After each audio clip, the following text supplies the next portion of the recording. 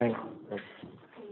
Welcome, everybody, to the KVH County Public Hospital District Number 1 Board of Commissioners regular meeting. Good to again be here in person, and we have a few folks that are over Zoom. Andy, if you could do a roll call, that would be awesome. Sure. Bob Davis, Here. Erica Libanow, here. Matt Altman, Here. John Ward, Here. Terry Clark, Here. Julie Peterson, here. Scott Olander, Here. Dr. Martin, Here. Dr. O'Brien, here. Andy Olson, here. Anna Scarlett, here. Tricia Sinek, Vicky Machero, here. Michelle Worrell, here. Rhonda Holden, Terry Barr, here. And it looks like on Zoom we have Amanda Scott, Here. and Jason Adler, I'm here. and then Dr. Hoppy and Dr. Gustafson will be joining us. Thank you very much. First item on the agenda is the approval of the agenda. Can I get a motion to approve the agenda? I second. Motion by Erica, second by Terry. All in favor, say aye. Aye. Opposed? We have the consent agenda, which includes the meetings of the our regular board meeting on May 27th. Can we get a motion to accept the consent agenda? Move to approve. Motion by John, Second. second by Matt. All in favor, say aye. Aye. Good. We have public comment and announcements. Do we have any public comments? Comments? Sure. Yep. So I'll tell you, we don't usually respond to public comments, but we'd love to hear what you have to say. Introduce yourself too. Yeah, if you could introduce yourself, that'd be great. Hi, my name is Joan Bennett, and I work in the lab. I worked in the lab until last month. And I thank you for hearing me, first of all. During the Paul Merrick administration in 2015, Matt wrote a letter to the Daily Record, and it said KVH employees need advocates on the board. And at that time, that was a labor dispute that was going on. But I believe that non-contract, non-union employees also need advocates on the board. For the past year, a little over a year, I've been going through a process to address some concerning issues that I felt endangered our business at KVH as well as our patients. And I have met with such resistance and an unwillingness to acknowledge what I've been trying to tell them, that I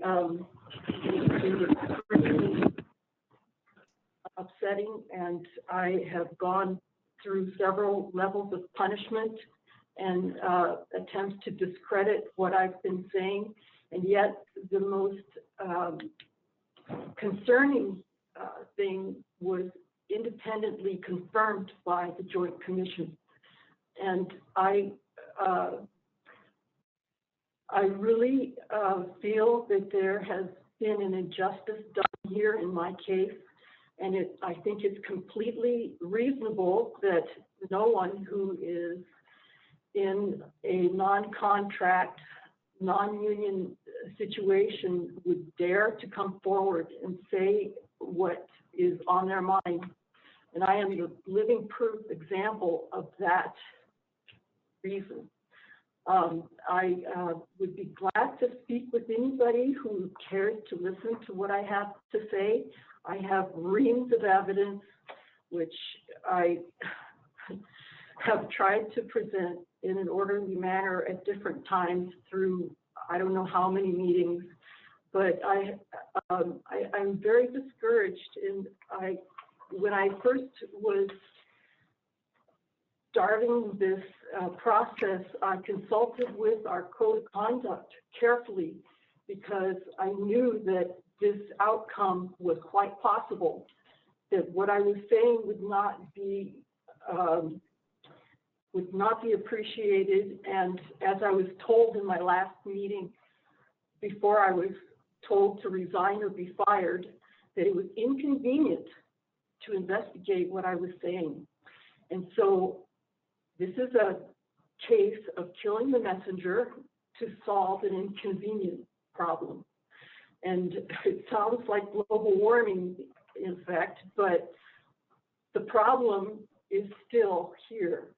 And the level of protection, I am really dismayed at, and I feel like there should be an independent organization that hears things like what I have been trying to address. And it's not just one issue.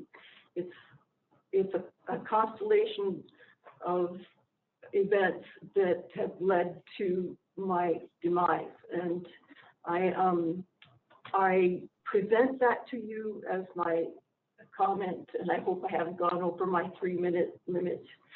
But I don't know what the solution is. I, of course, find myself at the end of my career effectively. And I feel like there has been a great injustice, and that that KVH, my employer, which I kept repeating, is that I work for KVH. I don't work for any one person or department. And I am following the code of conduct, which says that you could be terminated for not reporting these things, but there's a consequence for trying to report these things. And so that's my comment. Thank you very much. Thank you. Thank you. Appreciate your comments and support. Really appreciate it. So Bob, if I could, we have asked Dr. Hoppy and Dr. Gustafson, since we have these great new specialty providers that we haven't been able to face-to-face with, we asked them during public comment to introduce themselves. That would be great. Thank you. Dr. Hoppy, you have the big. Oh, Hold on 1 second, you're muted, we're gonna unmute you on this end. Sorry, can you hear me now? Yeah. Okay, great. Well, thank you very much for the very kind invitation, just for a brief introduction, and I'll keep this brief. I'm Dr. Hoppy, and I just started at KVH a little bit over a month ago, and I'm here to help build the cardiovascular program here at KVH. This is a very exciting time for the community as well as KVH, and we're making great strides and great progress. I have an excellent team that I've partnered with here at KVH, and I'm very optimistic about our future. And I think I'll just leave it at that. If anyone has any direct questions, I'd be happy to answer them at any time. in about 20 days, we anticipate that Dr. Hoppy cardiology and dermatology will move into the space that quality was in. So Mandy's been displaced so that Dr. Hoppy can take care of patients there. Yeah, I appreciate your comments. It's I mean, not only are we happy to have you here, but the community's happy to have you here. It's a service line that we've never had and never thought we could get there. You're going to make that happen. So thank you. Thank you. And Dr. Gustafson is also on at the site. Yes, I started in October. I'm a behavioral neurologist, so I trained at UCLA in general neurology and then did a 3-year fellowship in behavioral neurology and brain imaging research. Prior to that, I'd done a psychiatry residency. I studied at USC in Los Angeles for my undergraduate education and University of Texas in Galveston. Then was a concierge doctor for several years. That I worked in some hospitals in Louisiana, and I kind of grew up in Cheney, Washington, and had kind of long time wanted to come back to Eastern Washington. So when the opportunity to come to Ellensburg, that was a tremendous opportunity to me. You know, we've been operating for a while. I've been very lucky. I have an excellent staff, people to work with who really care, really put a lot of effort, and are very dedicated to taking care of our patients well. And I consider myself very fortunate to have that, and think KVH has done a great job of supporting me and helping me to get that. You know, as a behavioral neurologist, people sometimes don't quite know what I do. What that means is I take care of brain problems that affect any aspect of cognition, thought, emotion, speech, language. In theory, that can include a very broad things, which also makes it very easy to be a general neurologist because it's so inclusive. In a practical way, just because the prevalence of the dementia syndromes are so common, is so high, I, in many ways, become a specialist in taking care of dementia syndromes, degenerative diseases like Alzheimer's disease, multi-infarct dementia, vascular dementia, Parkinson's disease. I have a particular interest in these things. I think these are patients who, they may not be the most glamorous kinds of types of medicine, but I think that they're people who greatly benefit from attention and care. And I'm actually very passionate about taking care of them. Also have a lot of interest in taking care of seizures, stroke, migraine patients. Although I do take a philosophy that my interest isn't really what drives, you know, what we do. My philosophy has always been what really should drive this is what the needs of the patients are, with the kind of understanding that I'm one neurologist and not a whole neurology group or a whole subspecialists. And I, you know, keep in mind what my strengths and weaknesses are. I think, you know, part of the attraction to me is, you know, I love living in Eastern Washington and I'm glad to be back. And I'm very interested in, you know, in helping to make sure that we can keep our patients here in our area, as opposed to, you know, spending so many patients across the Cascades over to Western Washington. And I think we actually have the capacity to do that. And it's kind of a mission I'm very dedicated to here. Just kind of in general, I'm married and I have 2 children. My daughter is now just turned 19 and she goes to Central Washington University. My son we live in Yakima, and my son goes to Davis High School. My wife is a school teacher. Right now she's being a stay-at-home mom. And I'd be happy to answer any questions anyone has or any comments. Any comments or?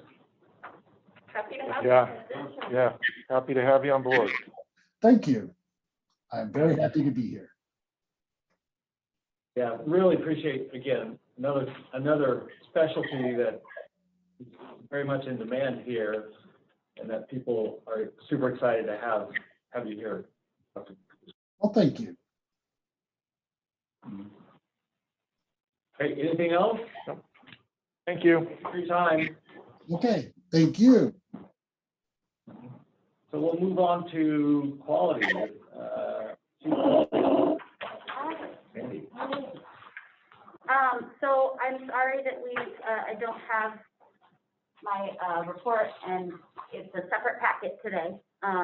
We were a little busy last week, so I'd like to talk to you about that to start with. I'll give you some summary. So last week we were busy because we had our routine CMS critical access hospital survey. And I think some of you are in parts of it or in part of the entry or the exit, but I'd just like to give you a summary kind of what we heard and what happened in case you weren't there. There were 5 surveyors that came. Typically there's only 3 where they have a fire life safety fire marshal that does that portion, a nurse surveyor, and a environment of care. They're kind of looking at infection control. They had 2 additional surveyors with them that were in training, so that was interesting. But for some of them, we were their first critical access hospital survey or only their second. They're just getting back into things after COVID as well. They're with us for 4 days, which is a little long. Typically it is 3 days, not 4 days. And they had observation of patient care areas and other work areas. They interviewed staff and patients and leaders, and even a board member. They've reviewed all kinds of documents, so policies, charting of patients who are in the hospital or been discharged, just different procedures, minutes of meetings, so the board meeting minutes they review as well. And we so far only have a preliminary report out. They have 10 business days to give us our final report. So what I have that they shared with us is just some of their suggestions and preliminary findings, but it may not be what ends up in the final report. And that's typically true, that they'll give you more information than actually what they find. And they will always find something. Just part of the survey process is an opportunity to improve and make sure that we are always providing the best care. So some of the things that they observed, and in some cases it was a single time they observed it, as in the case of masking, where they had one person they saw was not wearing their mask appropriately, and where they said they saw facial hair outside of not being covered, but that was one instance. They saw a couple instances where hand hygiene could have been performed after touching something in the patient room, a patient, or touching equipment. So they're making sure equipment in the building has gone through the engineering department. That's to make sure that we have the appropriate preventive maintenance on every piece of equipment. So there were a few items that somehow had gotten in without going through engineering.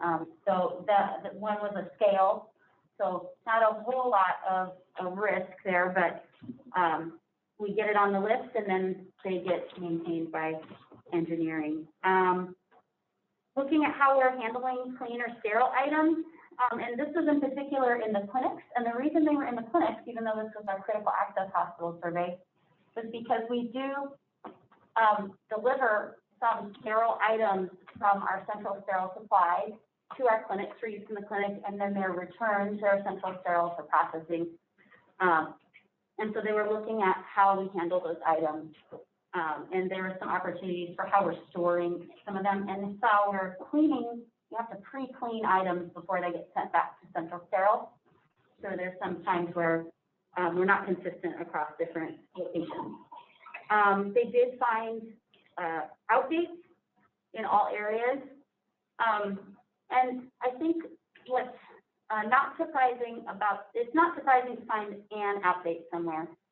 But we did see it in quite a few places, and I believe this is related in some parts due to COVID. We've just, and still are dealing with supply issues constantly, and I think it's very hard for our staff to want to throw something away right now when we're really trying the best we can to make sure we have everything we need when we need it. So We've heard that at nurse conference committee, they were, it just feels terrible. The things that really good. we've been through. Yeah, so I mean, as far as I know, this was only supplies though, it wasn't medication, so that's good. And I think also it's we have this hypervigilance for COVID and other acute issues that need concern, and I think everyone's dealing with just kind of alert fatigue, overload of information, and so that's a really fine detail to pay attention to, is dates. So there's times where things were checked and yet they got missed.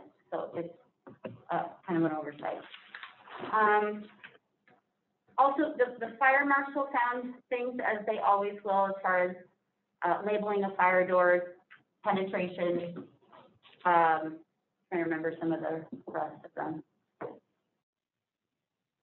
Their routine fire and life safety findings, so there was nothing unusual there.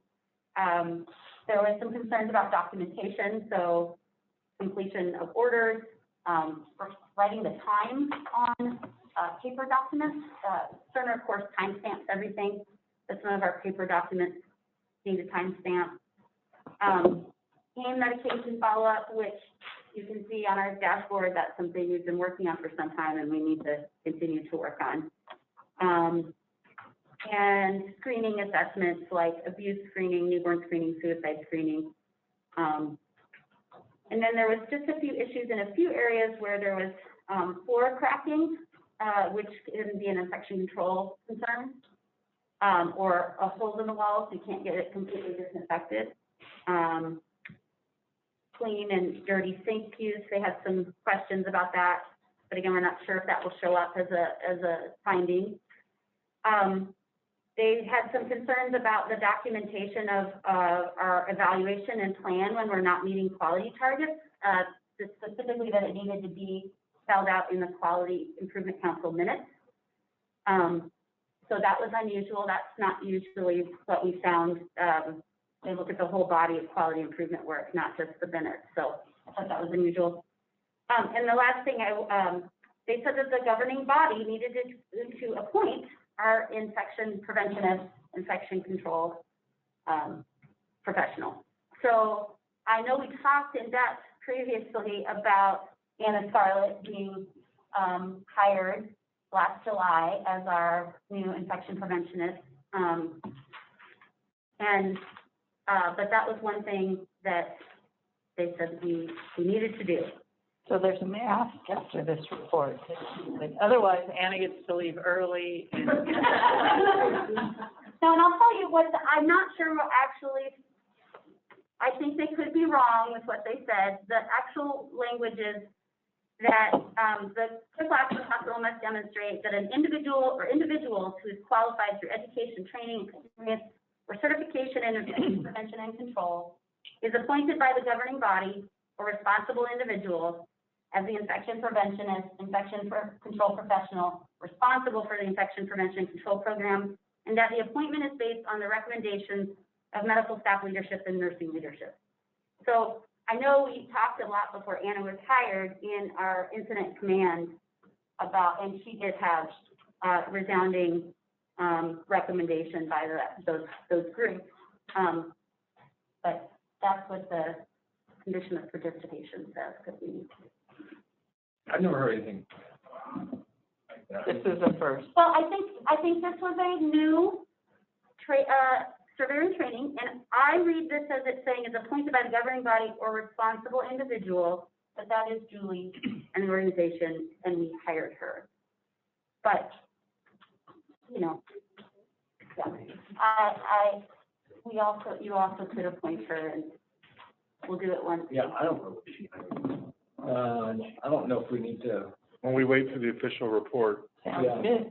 Yeah. and if we want to push back at all, So if that's the case, I would say compliance, privacy, and infection control then, while hired by the organization, they just get an extra level of scrutiny from the board, but no reason not to wait for the formal report to come out. But Anna does have to stay at least some. Yeah, so some of the kind of takeaways we have from that survey was it did feel unusual to us in the number of surveyors, just some of the ways they described the findings or they were even looking, I think they're, to be frank, a little rusty. They haven't been surveying, and so things like that, they'd be looking through and looking at it, and she had it right in front of her, but I think she's new and wasn't reading it the same way we are. So it'll be interesting to see what the final report is. I do think there is there's a lot of opportunity, and this is a great time for us to kind of reset after COVID and pay attention to some of the things that we do every day. And, checking out documentation. This is all things, standards of care that we know how to do and we do well. So. Could I ask you a quick question? Yeah. So, I just want to make sure I heard this correctly. So, you got the impression that the board should sort of give a stamp of approval to our infection control specialist. And I want to make sure I heard, was the idea that we would wait until we got the final report? Yeah. I mean, is there any harm in doing it? She's here now, right? I mean, is there any harm in giving our stamp of approval for that at this meeting? I mean, it's either unnecessary or we'll find out if it's necessary, but if it's unnecessary, then. it kind of implies a precedent, though, once you do that, which takes a little bit of authority away from Julie's ability to appoint who she feels she wants to appoint based on how you read the law or the statute. I don't know, what do you think, Julie? I'd prefer to wait until the report comes out. And I don't think it's a bad idea. Again, the dotted lines that we have are with infection control, privacy, and compliance. And wrapping, having a discussion about what that means, I don't think it's a bad idea at all. So, I also think this is we are going to DND. We expect to have our DND survey, which they will be replacing the Department of Health for our critical access hospital surveys annually. We're expected to have that survey after October 1st. This is really great for us to have this. We'll have training on DND in August. And I think this is just a great opportunity for us last week. Didn't get my board report done, but it was worth it. it was amazing to see the way the staff and leadership responded. It made for a very, very long week. And Ron, of course, had his fire marshal person here, but just an amazing response from all of the staff. So it always makes me really proud to see how people. Yeah, John and I were here just randomly for another meeting to see that kind of like when everyone popped on and people were here and they were on Zoom and just like it was. Well, everyone always just rises to the occasion. Yeah. It's really impressive. Just calmly takes care of business. Yeah, and I mean, from my perspective, they were a little abrupt. The people that arrived, not our staff. Not our staff. But the people that were there, but I was like, golly, like everything just kind of fell into place. People jumped on Zoom and were doing the thing. It was impressive. Yeah. And our quality department was moving that day. Yeah. I didn't know. We did move. We planned to move last Tuesday, and of course, as we're ready to get going, I'm doing scrubs. Like, they arrived at the front door. Yeah. Where is your new home? We are in the MAC Annex, so Dr. Haney's building, and we're in the back part there, the north side of the building. Pretty lovely. Very nice space. We're a nice long stay there. What? Hopefully you have a nice long 2 years? No, it is. 2 years? Yeah. Well, it's great clinical space. So, and we're happy to be wherever we can. We're excited to be close to the clinic. Did you say you were at your former place for 2 years? It didn't seem like that. Where we're in party? I don't know how long we were there. I keep telling them they're in witness protection. Yeah. It's great that we have this space, and it's our engineering department and IT did a great job. Like it was really seamless, even with half of us out dealing with this survey. They were great. Thank you for being so flexible with your location. Well, we like change. We're improvement junkies, so it's okay. We'll deal with it. And I think the way in internal medicine with Dr. Gustafson and Dr. Hoppy's space is really going to be excellent for patient care. So. I'll talk about my portion of it too, I guess. So the critical access hospital survey did include, pharmacy, rehab services, and lab. And I think the area is really wonderful. And then, lo and behold, yesterday morning, we had a KVH lab surveyor on our staff, ready to survey the lab again. And this was a follow-up verification survey from the Joint Commission survey. They had wanted to come out when the Joint Commission came, but the Joint Commission forgot to notify them that they were here. So they were just checking findings. The only findings that they found were some issues with documentation on blood transfusion, putting down the correct time that it was started or stopped, and all of our competencies for our employees, and no other findings on her verbal report. And again, we won't get a formal report for probably 10 business days, but it looks very, very good. And they also surveyed the two Cleveland sites, Yes. correct? They went to urgent care and to family medicine Cleveland for the lab. Busy. Oh my It goodness. has been busy, yes. So, Yeah, anything else, Andy? well, I don't have my summer meet with the dashboard, so, I just want to, point out a few things with the data. For the sepsis level, we were 100% with 3 cases for April, so that was great. We did have one, we had some long timings for antibiotics in the ED. There weren't very many, as you can see, but the census in the emergency department was very high in April, and so they think that contributed to that long timing on that one. So this is one of the things that you think is an anomaly. With, I think so. I think that because it really was like 2 patients.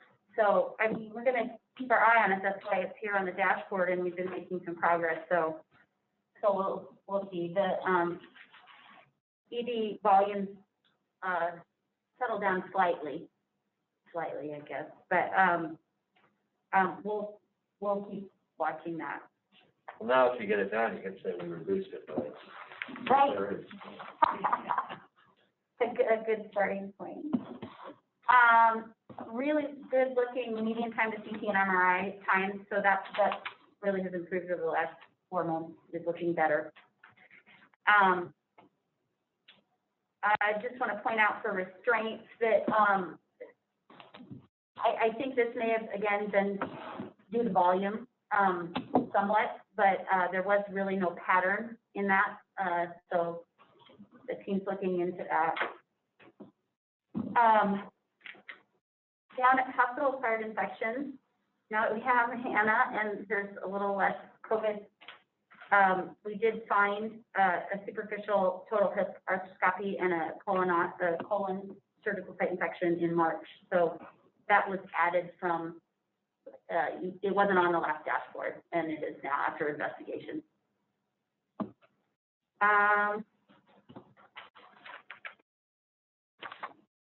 So you can see the pain reassessment after medication, that is still on here, and ED's been pretty much at target with the other areas, and that's gone in their practice committee to help them start working on.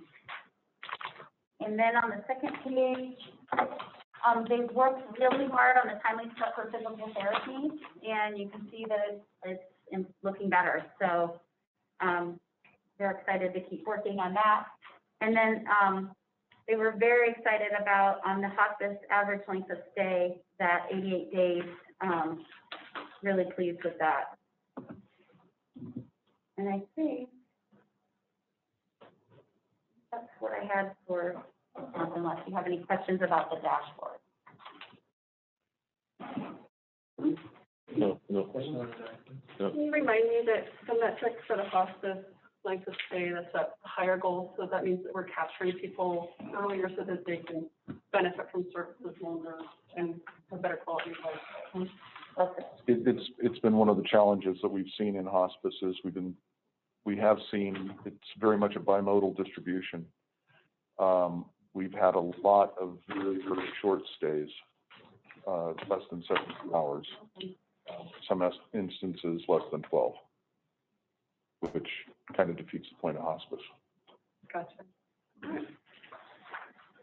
So, and then I added the COVID data in the report, if you'd like to have any questions about that. On the page where it says vaccinations given to individuals with Kittitas County addresses, I see that in the Cle week 11, there isn't any data after that. Is that just an abnormality, or are we not vaccinating up there anymore? They are not doing the mass vaccination clinics in Cle anymore. So they've done top-ups and different events with other partners, but after that week, we didn't have the Centennial Center. Okay, and this is just mass vaccination information. It's nothing happening from the private vaccination. Right. Just KVH supply. Okay, all right. So that's what I mean. There were other events up in Cleveland, but they were done with county or other things. So it's not captured on here. It wasn't our supply. We transferred those.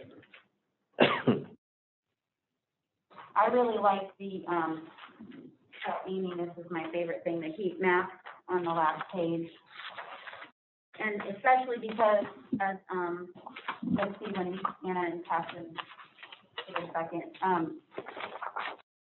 One of the things that was very hard about vaccine is the, prioritization and how, we were really limited in what populations we could give it to, and that was really important at different weeks and times, and it was made it very challenging to make sure we didn't waste doses or, you know, and I really love this because I think you can really see with the changes over time, how we address those populations. And I think you did an exceptional job at it.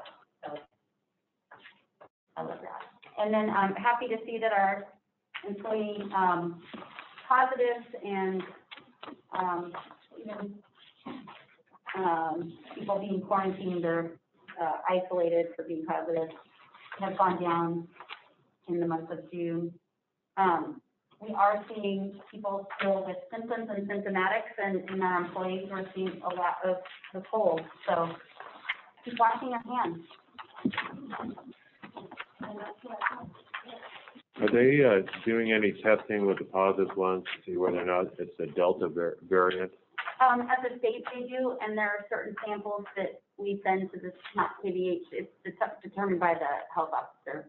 Okay, has there been any positive Delta variants in the county here? I don't think we've sent any for sequencing because they have criteria that they apply to decide which samples to sequence. So it's typically breakthrough cases, case in a vaccinated individual or a reinfection. Those automatically get sequenced. A provider can ask to have any sample sequenced. But to my knowledge, I don't know that we've sent any. We've sent them for breakthrough cases, but I don't think there's any Delta. Do you know, Anna? No, we're sort of the oasis. There's a lot of Delta all around us. There's a ton, and yeah. And where? There's a ton in Yakima. Yakima has actually all the variants, whereas you can see it scattered throughout other locations, but Yakima has all of them. So. Catherine, do you know of a resource that is showing that by county?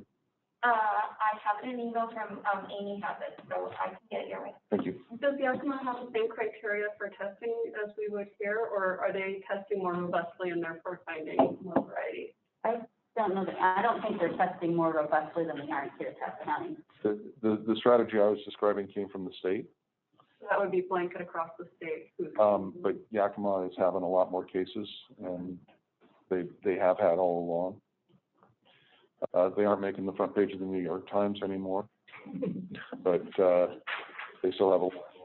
Actually, that brings up a really good point that I should mention. Yesterday, we had our after-action review for the Kittitas County Incident Management Team, and one of the things they mentioned was how critical KVH was in setting up testing and what a benefit that was to our community. And even now on the west side, people can't get testing done.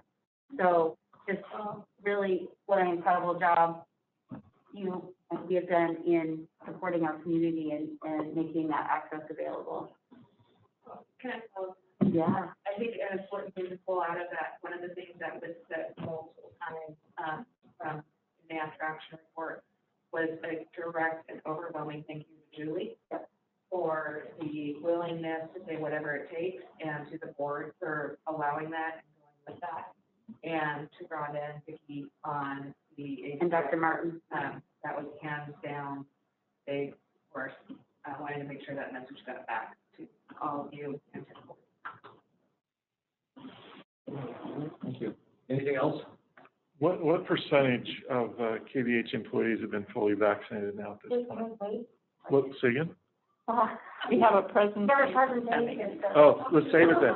You see that all the time. Yeah. You're supposed to be the show. You're supposed to wait. I know. I need to set it up and you guys can hit it out of the park. Anything else? All right, CEO report. Julie? All right, I am happy. I don't have anything to add except the presentation, but I'm happy to answer any questions before we move forward. I guess it is. I think I have two things. Hopefully you received your invitation to our strategic partner reception, meet and greet on July 12th. I'm really looking forward to that, and That will be in their new public space, is that right? So, and then I also just wanted to mention, we met a little earlier, it was one of those drop everything and come upstairs meetings with Vicki and Amy Krogstad. KVH is running 3 ORs for the first time, I believe, in the history of the organization. So, yeah. So Amy stood up the 3rd OR. It took a lot of coordination with staff and with anesthesia providers as well as surgeons. And so everybody pulled together to make this happen. I think I heard we had 16 cases today. So really exciting. So I sent out an email that I want this to be permanent by the beginning of the 4th quarter. So we have calls from Dr. Zamet for additional time. Dr. Hoppy is going to require some procedural time. Dr. Whitcomb-Myers wants additional time. So, and we feel like we're really keeping the lid on a number of other specialists and proceduralists in the community. So we're going to work again with those parties, with our nurses and clinicians and the anesthesia providers to go full-time 3 rooms later this year. Dr. Martin, what did I miss?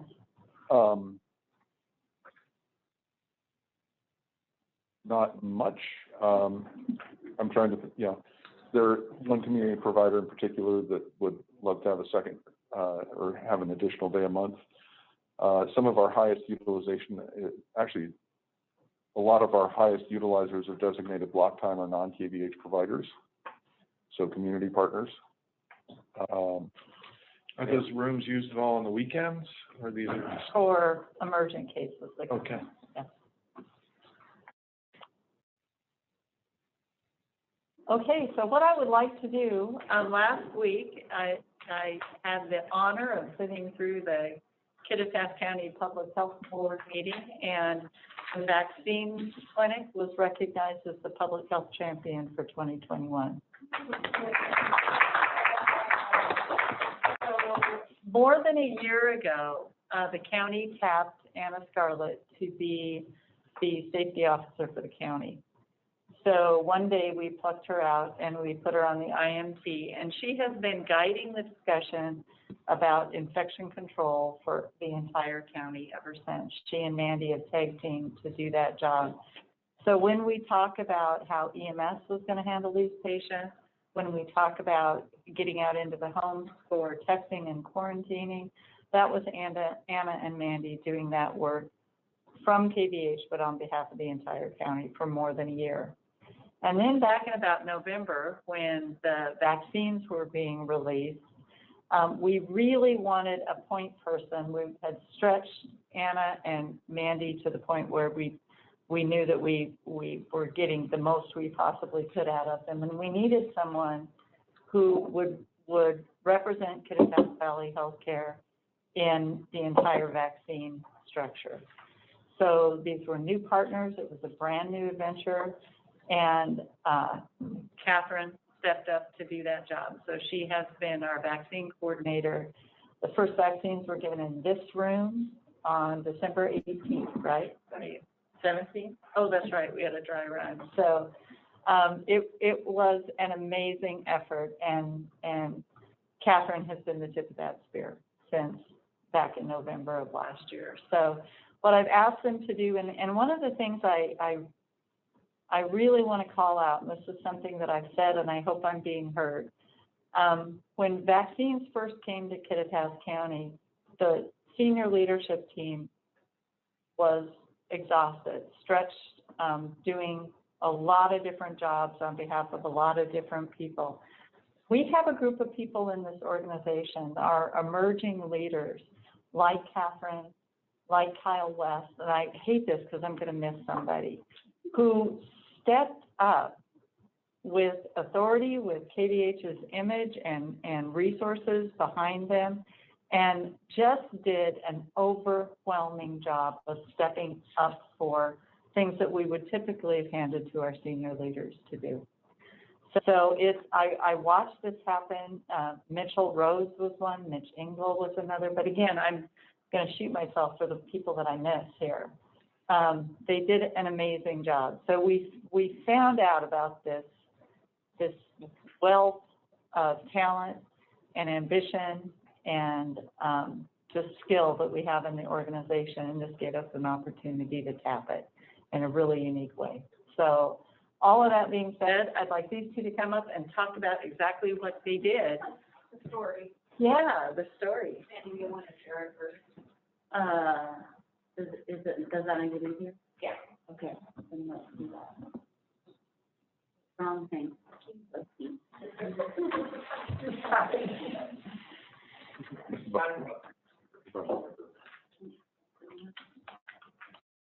Here's they're trying to reverse something, right?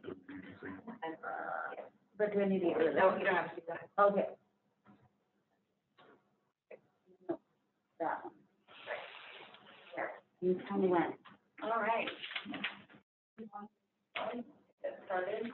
So I really wanted to set the stage of how we all started this in the fall and the winter. So that's where we're starting with these lovely snapshots of what the year has looked like for 2020 since things started unrolling.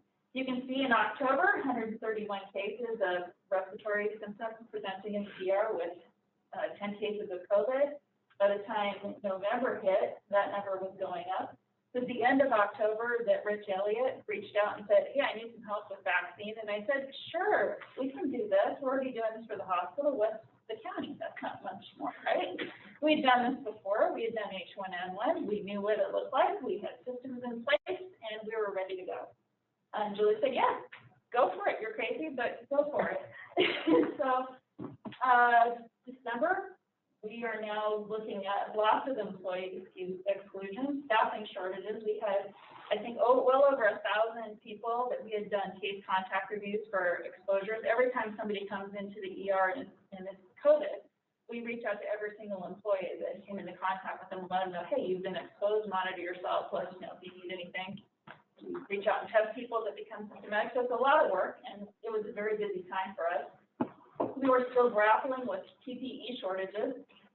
We had passed the March employee health art hour where we were making our own face shields, but we were still dealing with where is our N95s. We have no size smalls. Where are these coming from? We've done the universal masking throughout the hospital.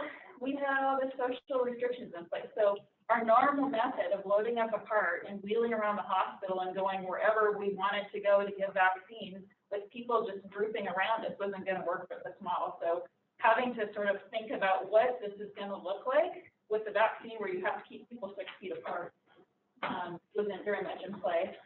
And then lots of conversations globally, regionally, and in the county of how we were going to do this. Lots of partners starting to rise up. We started doing stakeholder conversations and tabletop exercises with long-term care, trying to figure out what this was going to happen, how this was going to go. And there were some outbreaks during that time in the county as well. This vaccine is brand new. So we thought, we're not going to get it. We're in the middle of central Washington. Who is going to send a vaccine container to us that has to be kept at -80? It's just not going to happen.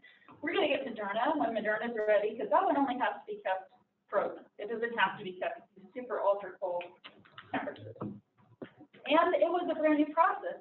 All the vaccine rollout in this county today had been a hub and spoke model where everything came into a centralized location, which was public health, and then it's branched out to the fingers. They totally flipped this upside down. So now every single clinic, every single hospital, anyone that wanted to give vaccine had to independently apply to receive vaccine and then report up to public health. So they flipped it over. And there was a lot of reading. So basically anything we could get our hands on from the state, from the region. I even started looking at the UK because they licensed Pfizer use before we did, so I could get a sense of what this was going to look like. So, okay. Which led to December 6th, sitting here on a Sunday, trying to figure out how we were going to do this on my whiteboard in my office. And on Monday, Mandy came in and I said, how am I going to do this? And she said, you need some bacon. And she gave me Chris bacon, the process improvement coordinator, who sat with me on the 10th for 90 minutes and basically went through every single step of the whole process. And we planned for Pfizer, thinking if we plan for the worst, Moderna, we'll be more than ready, but we'll plan for the worst. So she patiently went through every single step, asking all of the questions, and then putting sticky notes of all the work that needed to be done. And what came out of that was all of this incredible standard work. So standard work for the pharmacy on how to mix the Pfizer, which is like a carefully orchestrated Thanksgiving meal. Every single day you have to do it. You have to pull it out, it has to thaw, it has to get to a certain temperature, you have to dilute it, and then you have so much time to give it. So it is definitely an all hands on deck moment. And then I got Brandy Coates and Tony Clayton, who then went through and said, okay, where are we going to do this? There was really nowhere in the county, small quantities. We knew we weren't going to be doing this for everybody because the vaccine supplies were limited. So where could we do a small clinic? Up here seemed ideal. We're close to the pharmacy. Again, planning for Pfizer. I think we're going to get Moderna. So Brandy's math. And her and Tony went crazy, and they started mapping out what it would look like up here, December 15th. Keep that in mind. Moving forward, surprise, it's here. We had no idea it was coming, and it arrived. We got a call that FedEx is there, and Master's eyes were like this. What are we going to do with this? There's him loading it. We happen to have a negative 80 freezer. We used it for tissue samples. Luckily, there was nothing in there. It was clean, it was ready for us to use, and we used it. So we planned for baby Moderna, and we got Pfizer instead. Dr. Martin comes into the office and says, okay, it's here. We're starting tomorrow. And there were tears. But we did. Brandy unleashed her plan, and there she is explaining how she envisions all of this is going to go with senior leaders, because we really did start the next day. December 18th came, and vaccines started getting given here. So, and it was really an all hands on deck. I think I asked Dr. Martin for some staff, and little did I know that Kyle was such a formidable force, because we had people coming out of everywhere. We pulled informatics in pretty early on because we knew we wanted to get this as much electronic as possible, because one of the requirements for COVID vaccine is everything had to be entered into the immunization registry of the state within 24 hours. That's a lot of typing manual entry, so if we could get it in Cerner, it would automatically flow through an interface. So informatics knew this was coming. They had a solution in Cerner, but we hadn't really played with it. So just in time, they did it. Informatics was on hand pretty much the whole time we were up here, making sure that it was flowing correctly. Emory there in the middle got our first shot.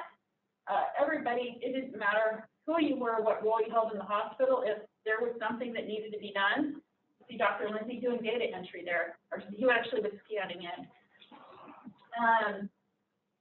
Yeah, that was phase 1A, and we went until the end of January. And those were our initial allocations. So we gave about 4,300 doses up here, and that was the breakdown. We had 975 doses of Pfizer, but there were extra doses, so it was really more like 1170 doses, and 47% of that went to you'd expect, the hospitals, medical clinics. And then we started reaching out anywhere we could. So in Kittitas County, if you're a first responder at an incident, the way we do things in this county, you are qualified for the vaccine. So can I just, this is what was not happening anywhere but Kittitas County. When hospitals received the vaccine, they kept it.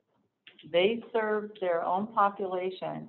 But because of the coordination, because of the way we really were working in partnership, Anna and Rich Elliott had already compiled the list of people who would qualify as 1A. So they were dialing for these people right out of the gate. And it is unique to Kittitas County that this was happening this early in the process. So and everything was on an Excel sheet. The state didn't have a registration or scheduling solution for us, so it was all manual, and a lot of people with cell phones, and people today are still calling Rich Elliott's home, trying to schedule vaccines.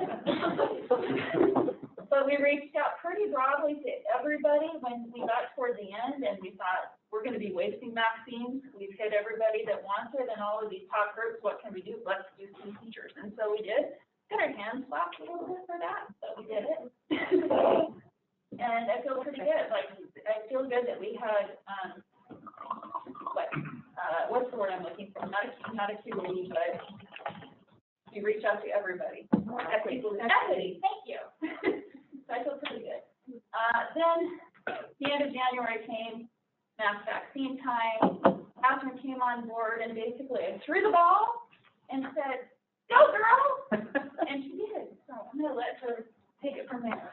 By the way, who is it that notified CNN? That is a great question. I think NPR reached out first and then they followed up. They heard it up from NPR. Yeah. The day we were actually setting up the clinic with, in Cleveland, Rich Elliott and Emma got, interviewed by CNN as we were driving home. So, I mean, the whole process has been amazing, especially for us being so small, to be on CNN saying we're working so hard to take care of our county. And the thing that's remarkable is not that we took care of so many patients, it's how we did it. Many other places across the country have had lots of state and federal support. What we've done is we've done it with our people, our community members and our staff who take care of our community. And that's what makes us different. We had more than 538 volunteers that were registered through the county who helped us.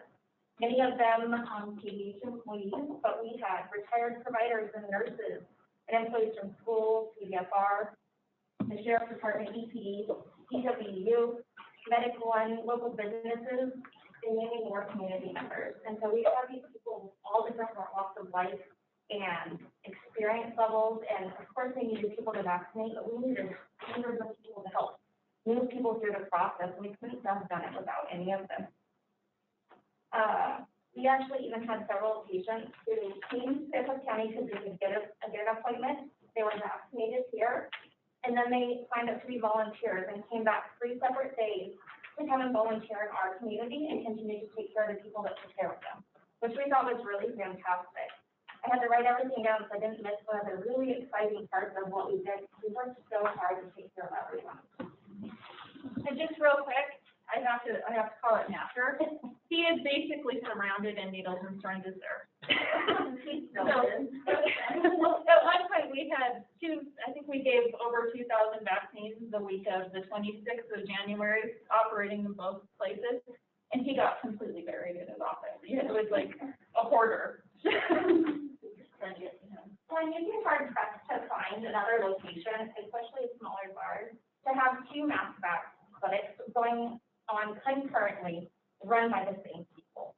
So we had a massive amount of staff members, KVH and all these other providers, helping us take care of the community.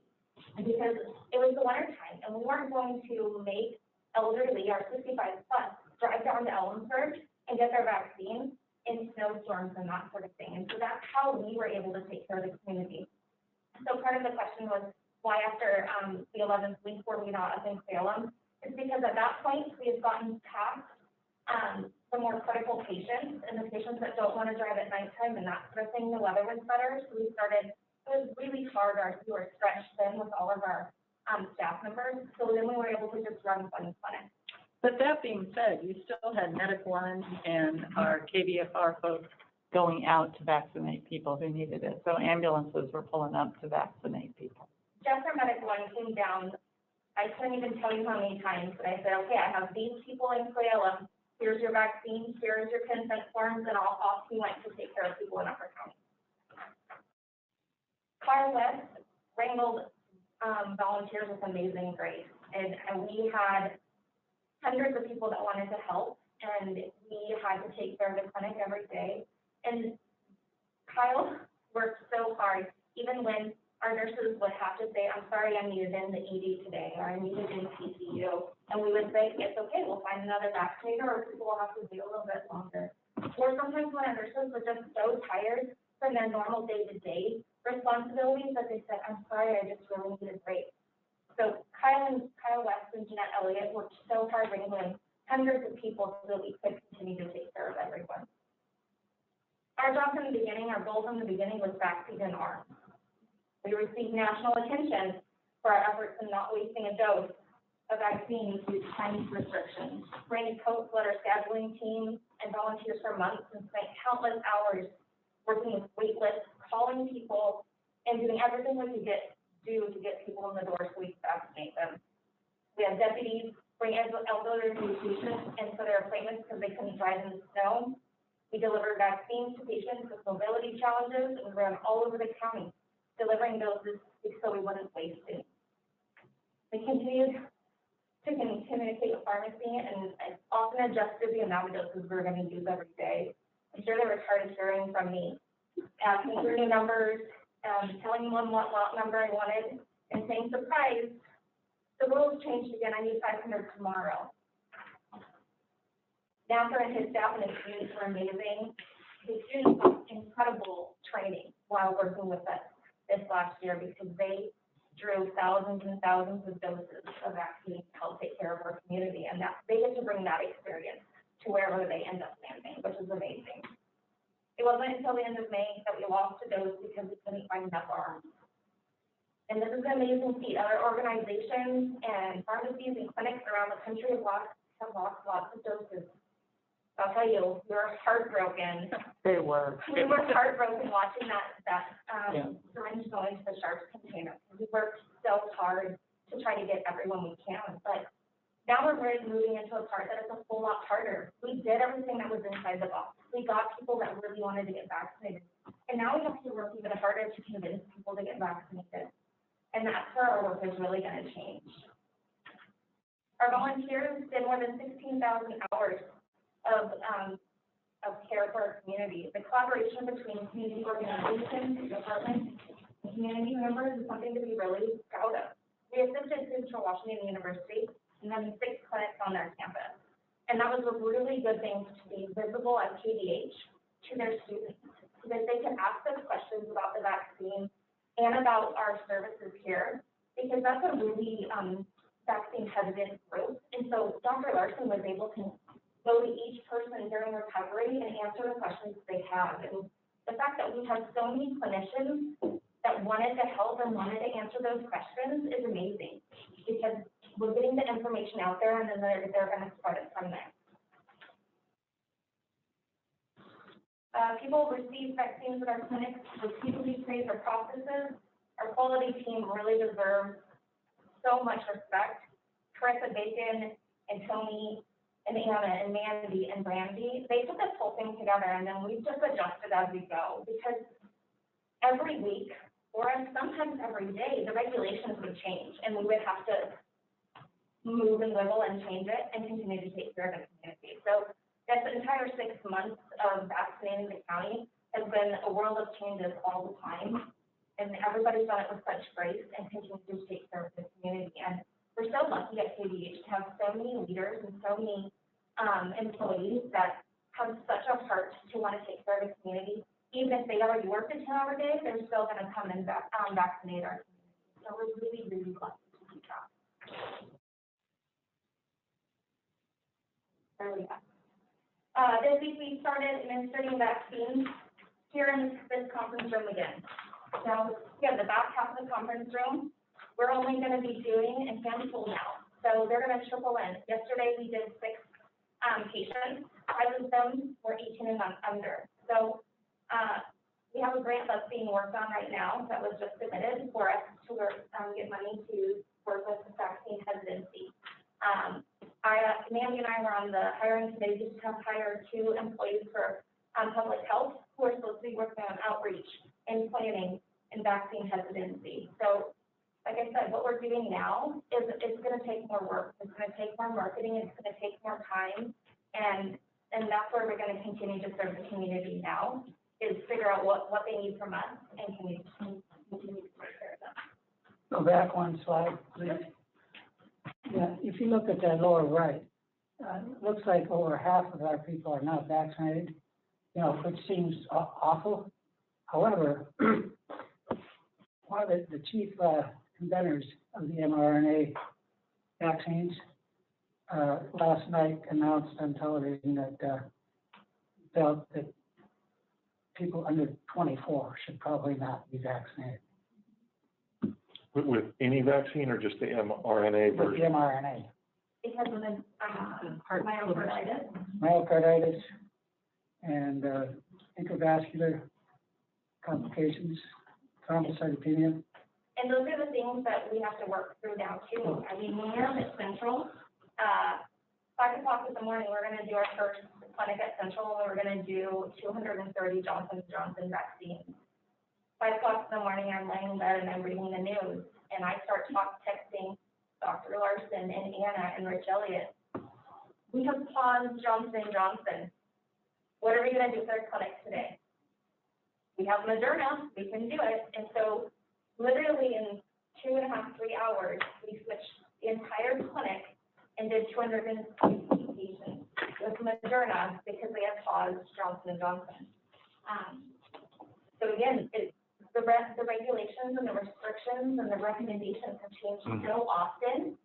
We just have to roll with it and say, we're learning. Exactly. And we go from there. You know, the point I was trying to get to is, I mean, that looks bad, but it's not. Because people who have the disease, but not a shot, should be removed from the denominator. People that have, probably under 20 should be removed from the denominator, which would make it appear then that much more than 50% of people that should be vaccinated are vaccinated. And definitely those under 12, since they aren't even eligible. Exactly. The data is definitely a little bit skewed because it doesn't take into account, the population. So it's talking about the population. We will get the group back together when the 5 to 11-year-olds do become eligible. We told all of our volunteers and our community partners, we will do this again, and we'll continue to take care of the community when that comes about. Whether that's in the schools or back at the fairgrounds, we'll continue to get everybody together. And our volunteers are so thankful. They loved being there. And our ED nurses and our CPU nurses, usually people visiting them are having really bad days. And so when they got to come and vaccinate at the clinic, they loved it. It was a highlight. Our patients are so thankful for everything we were doing. And for those things, it makes all of this really worth it for taking care of them. The last one? Yeah. Just to expand on what Catherine's saying there on the next step, when we talk about the integrations of the operations into the clinic and the hospital, what's going to be huge on this, and I'm sure Carrie's teams are already seeing this, is for this younger group, that is such a conversation piece between the patient and the provider, and unique to their risk factors and everything else. And so it's not just about putting shots in arms in the clinic as we integrate this. It's how do we get those opportunities for patients, for people without providers to have the interactions with the providers that can truly have those one-on-one conversations.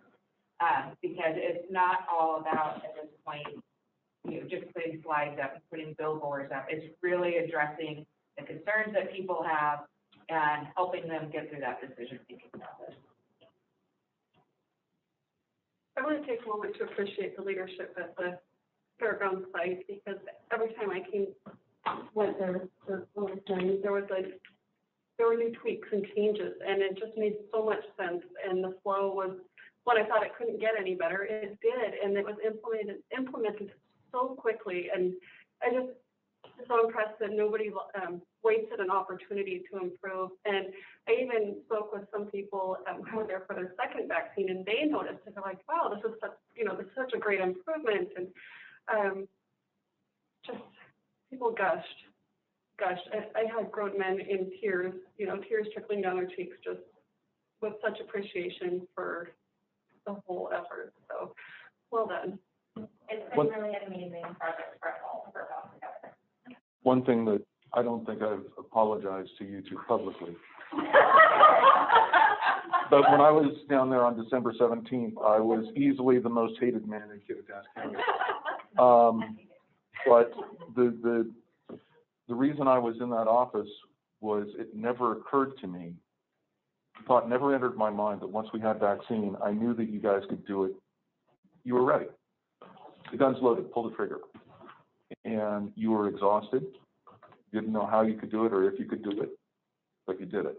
I have to acknowledge too that Carrie Barr was a huge part of my long-term partner in crime with process improvement. And to Tony and the branding and Liz. I don't know about that title, but I'll take it. You're always secret weapons in a pandemic, a battle or any sort, and we were definitely one of them, as is Rhonda, who was tirelessly up at the Cleveland clinic, day in, day out, and she wasn't just doing her assigned duty, she had her quality hat on as well, so she was always looking for those improvements. And then this couldn't have been possible, without the leadership of our admin team here in the board, so. As they said repeatedly, that you thank Michelle at after action, Julie saying whatever it takes. So knowing I could grab Carrie, even though it had nothing to do with her current job, and say, we need your help, we need to figure this out. Just at every time, being able to get the help we needed, made work. So we're at this, as you can see, we're at this turning point, and Anna's pretty much back in the office now that IMT's been stood down. Catherine's still on the front line. And basically the job now is keeping an eye on the landscape, going, we need to be there, they'll need us for this. Every shot takes a lot more time, a lot more effort to get in arms than when we had people lined up in front of the building. So it's very different work, but the answer is still, where do you need us? If there's pop-ups, we're going to be at pop-ups. If whatever it is, we're committed to continuing this partnership, and it has been an amazing journey. So, and 76% appears to be the number of KVH employees. So next week, we're meeting to talk about what is masking in the hospital look like now. There will be different rules for masks and unmasked, for vaccinated and unvaccinated. So as an employer, we need to start having that conversation. And we'll also be talking about visitor policies and sort of getting united around something that looks more normal for our visitor policies. So we're trying to be ready for the next thing while really pivoting and trying to get back to more normal business as well. So could you expand a little on this question about overcoming vaccine hesitancy, specifically regarding employees? Is there a different message for employees than for the general population, or how are we going to address that? We've done a survey with the employees to see what are the various reasons. Some are not trustful, some are on the fence, some are trying to respect their spouse who does not want to get the vaccine. So it's all over. And we did have Dr. Merle Stessel, the results of that survey. People say they wanted more information, come and speak in the employee forum, and I think that was helpful because we did get some more after that at our clinic. So I think we did have a positive impact there. So it's going to be just more of that, more of rounding, more checking in with people. I think at some point we will probably have a declination form that they'll have to sign. That always makes it serious. If we ever go away from wearing these, for our vaccinated staff, that's a huge carrot. That's how we've been able to successfully get our numbers up with flu vaccine. Our flu vaccine for employees this year dropped back down to closer to 70%, when historically it's been around in the 90%, because there was no carrot/stick, whatever you want to call it, to get people motivated to vaccinate. So I think that's going to unfortunately be one of the key. Yeah, did you do some of that? I would say too, after Inslee said that you didn't have your mask, or if you didn't have your vaccine, you can take your mask off. I actually saw a couple more of KVH employees come in as well. So I was looking at the schedules. I was having the entire world has my cell phone number now. But they'll tell me to get vaccinated. And there was a handful of our staff, as soon as that information came out, they were ready to do it. And then part of it also was waiting to see, make sure that everybody was, not going to roll a third eye. People wanted to make sure we have more kids, like I said yesterday, come in. They wanted to make sure their friends did okay. So part of it is waiting and making sure that this is going to be okay for them and for their children. And there is a lot of a wait and see population, and people really do need to hear it. And if you watch the PBS NewsHour, you'll get to see John Merrill Stessel. They have the Vaccinate Washington or something, has him as part of the information blurb that's on there. Was there a portion of employees who indicated that they didn't feel a need to receive the vaccine since they had already had the infection? Not so much, no, because the guidance is pretty clear, even if you have the infection, you should still receive it. Because you can get it a second or third time.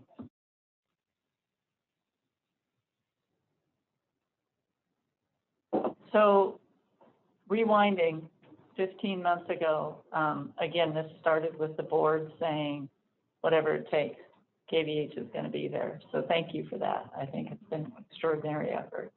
And we couldn't have done it without this fabulous effort. Thank you all.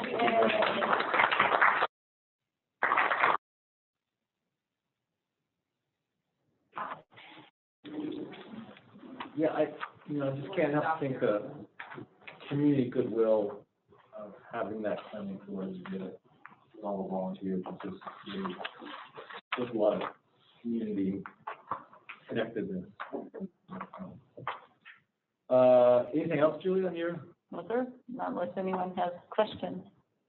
No, so we'll move on to operations with Vicki, Chief Nursing Officer. So I was excused from putting in a formal written report. I was available last week. As Mandy said, we spent 4 days with the surveyors, so I was on my mower a lot in the evenings. So I'm gonna just go through a couple. Not even her yard. Out on I-90. So I'm just gonna go through my departments a little bit and give you a little highlights on what's happening. Julie mentioned in surgical services this week, for 3 of the days, also on Thursday, we have tomorrow, we ran 3 rooms consecutively. There were a few little challenges, and Amy's gonna meet with her staff, some having to do with the turnaround of supplies, and the turnaround of rooms. When you run 3 rooms, you don't have a vacant one for a surgeon to go in. They exit another, and you have to wait until it's clean.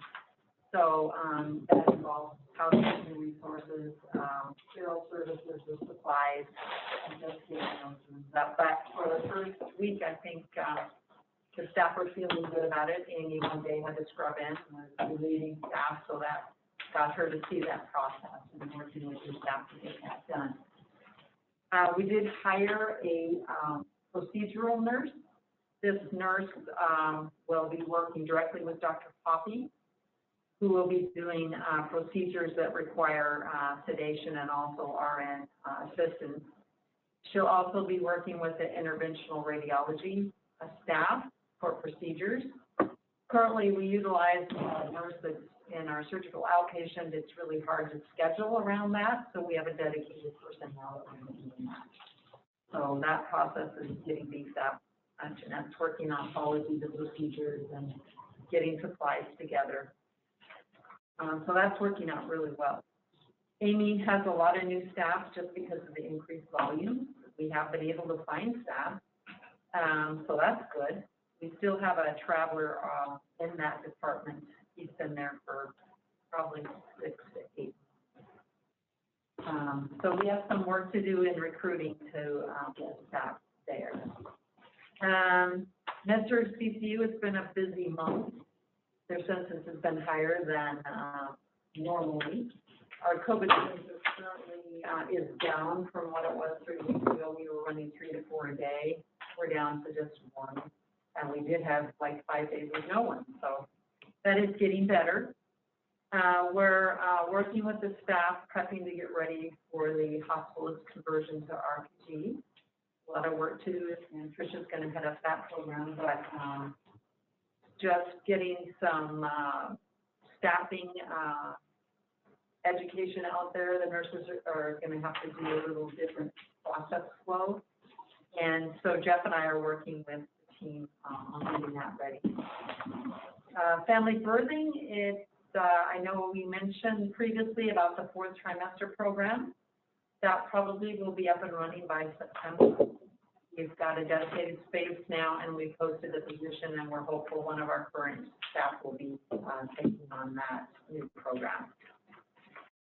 And So Vicki, sorry to interrupt, would you mind reminding me about that program? 4th trimester? Yes.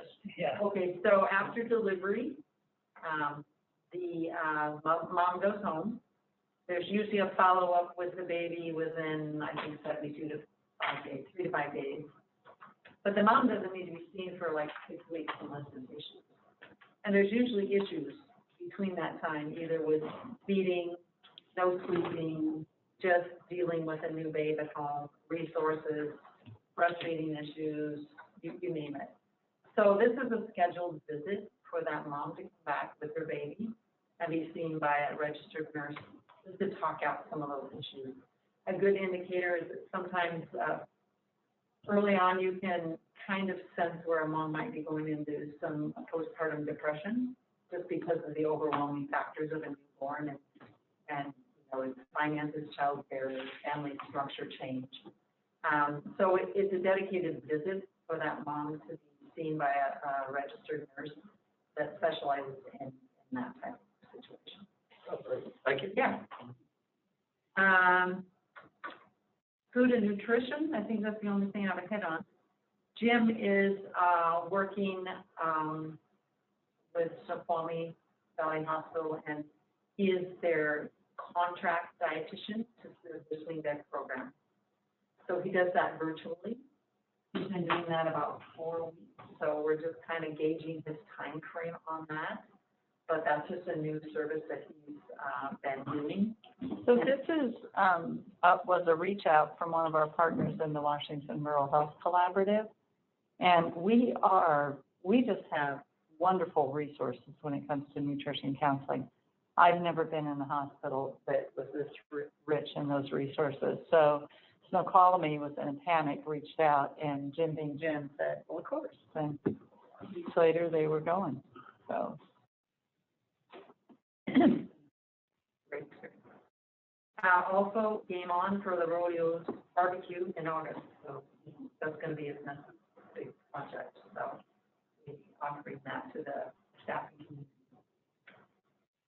We are looking at a process, speaking of vaccines, of getting a process in place to provide our patients who are inpatients, patients in beds, the vaccine before they are discharged. There's a lot of Cerner work. We have to build the orders, the consents, and just work out that process. That started this week. I think that's enough. Questions? Great.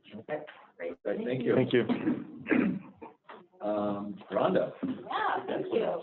It's amazing how much changes in a week. You submit a report and then you have to update it almost immediately. I wanted to address what I think, John, you had a concern of declining volumes in home health and hospice. And we have really not had as many referrals from CHCW with the change of physicians, just sort of exiting that practice. So that's had an impact. Throughout the year, we really saw families didn't want people in their homes. And they were afraid of COVID. They didn't, no, I don't want you coming in here. So we saw a decline from that. And then with home health in particular, remember they changed our reimbursement model. CMS did. They came out with PDGM. And it's harder and harder to qualify for home health.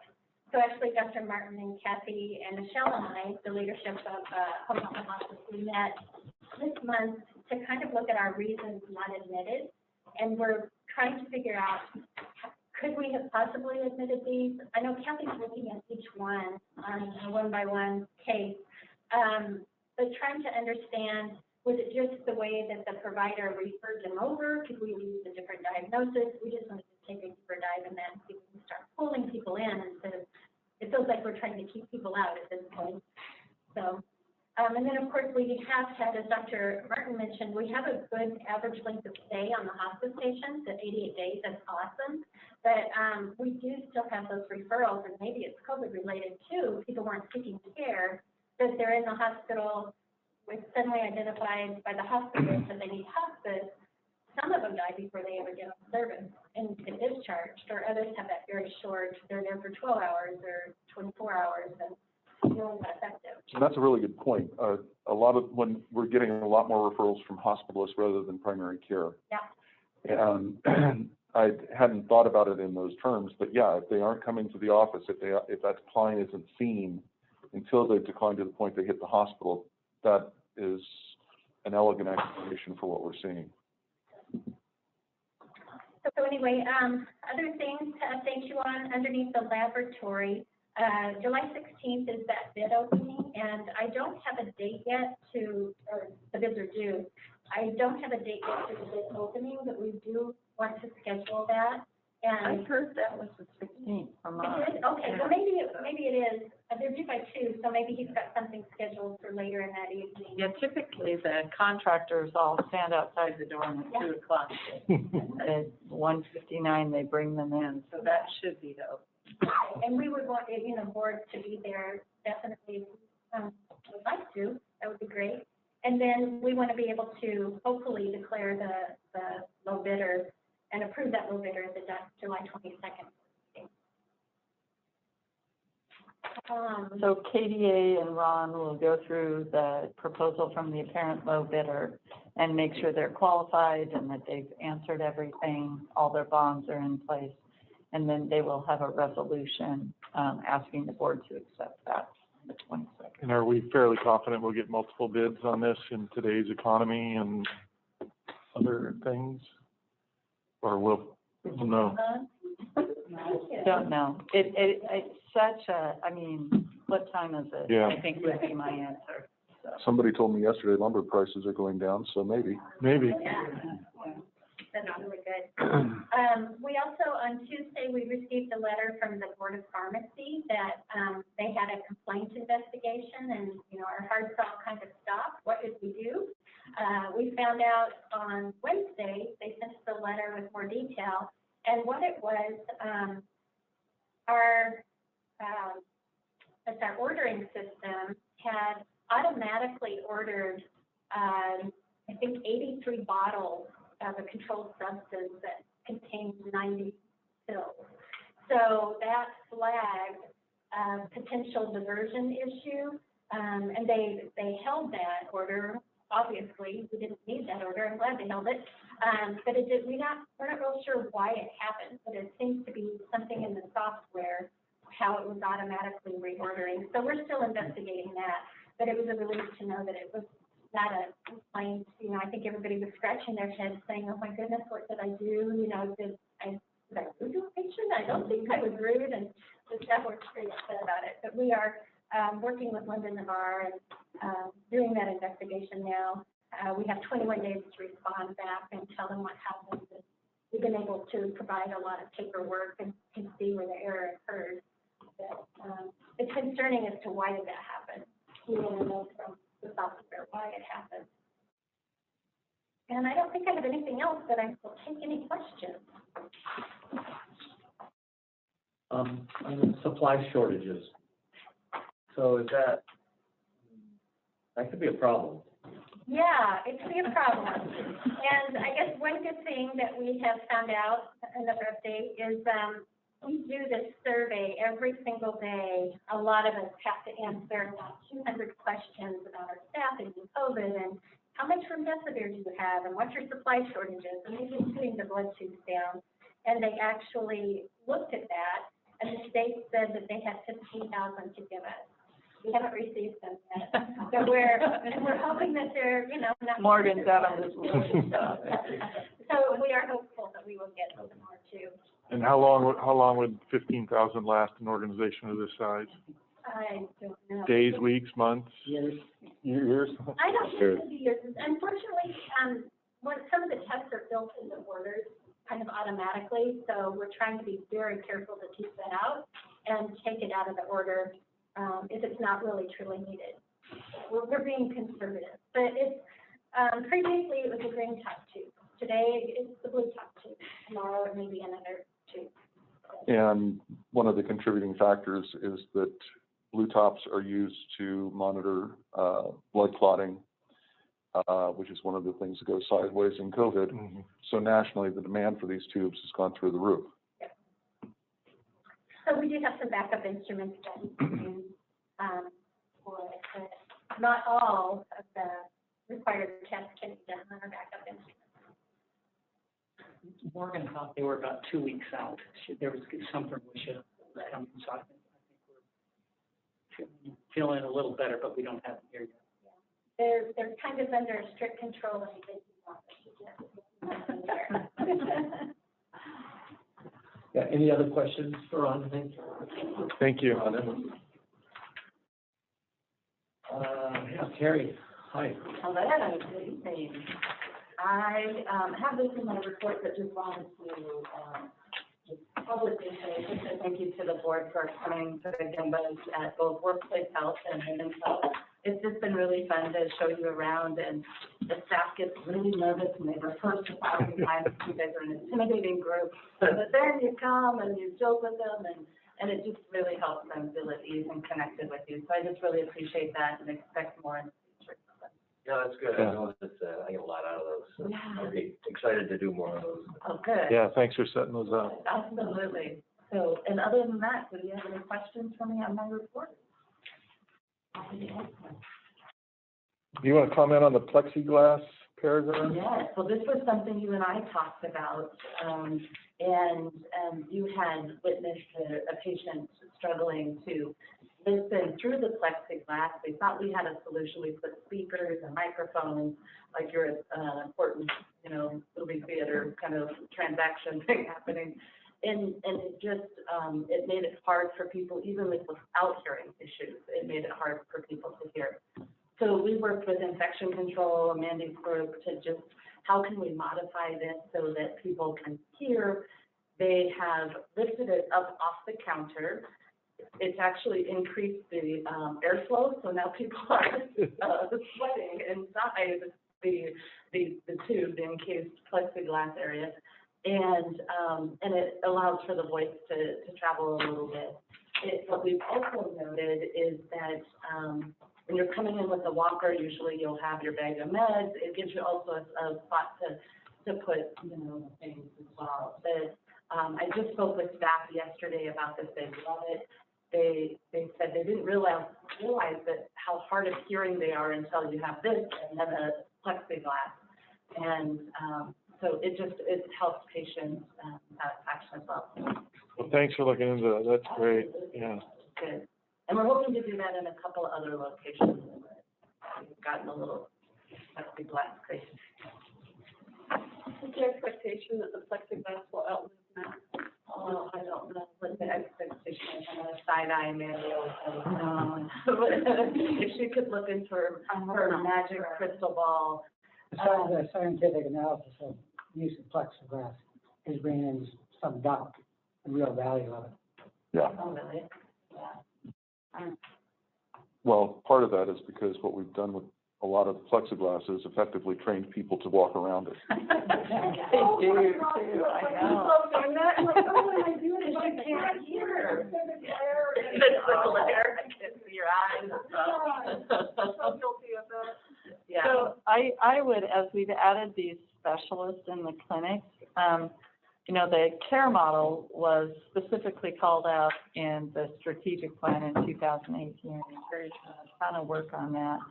What we found is we've added these specialists, we hand them this primary care model. So particularly with Dr. Hibbs, I think, who called out, that MA may not work in Dr. Gustafson's practice, that you need a different level of contact with. So Carrie's working on that now, we've created some new job descriptions and looking really at how to support the specialists and realizing that primary care and specialty care may require different care models. So good work there. Thank you. The other question, comment. You mentioned it, but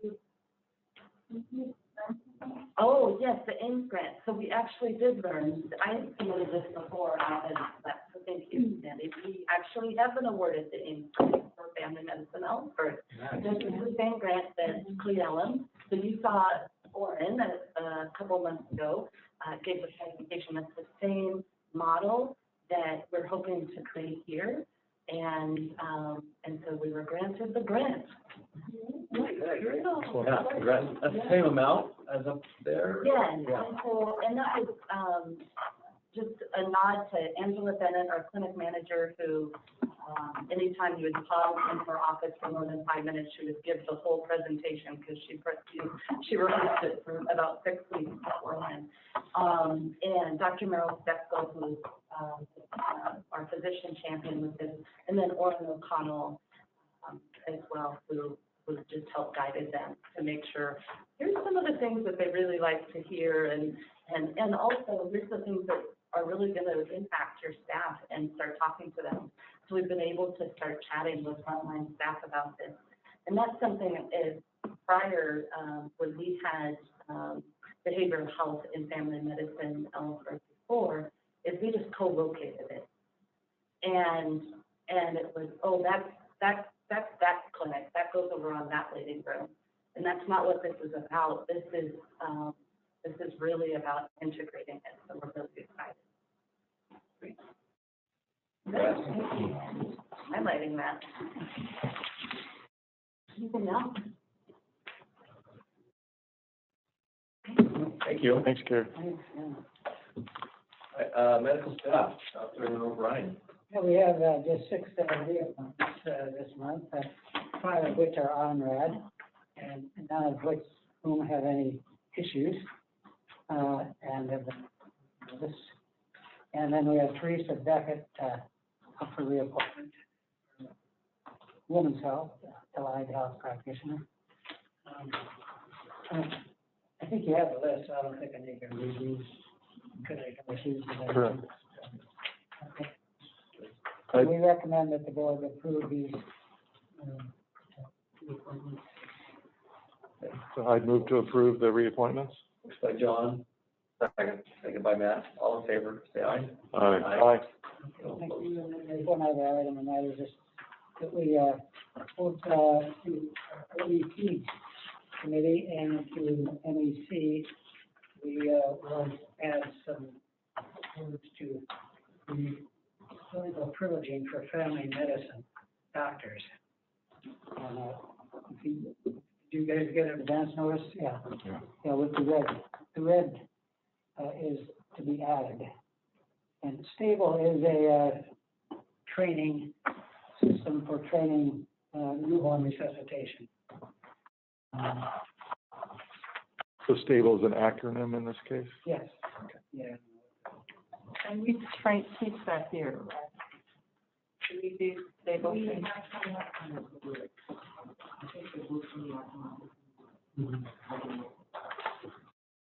Just that for a family medicine doctor, in order to be on the call list for newborn resuscitation, they will require to have this stable training, as well as updates on the umbilical vein catheterization.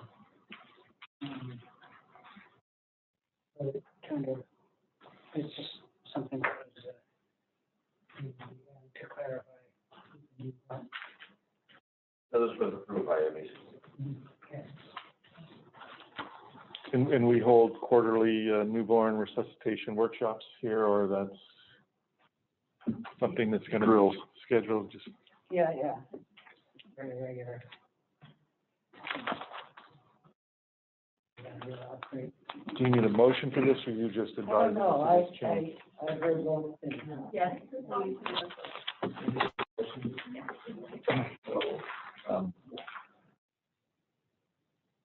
It's just basically clinical privileges for family medicine department application. I'll move to amend the privileges as noted in our packet. Motion by Erica, I'll second. Carrie can? by Terry. All in favor, say aye. Aye. Aye.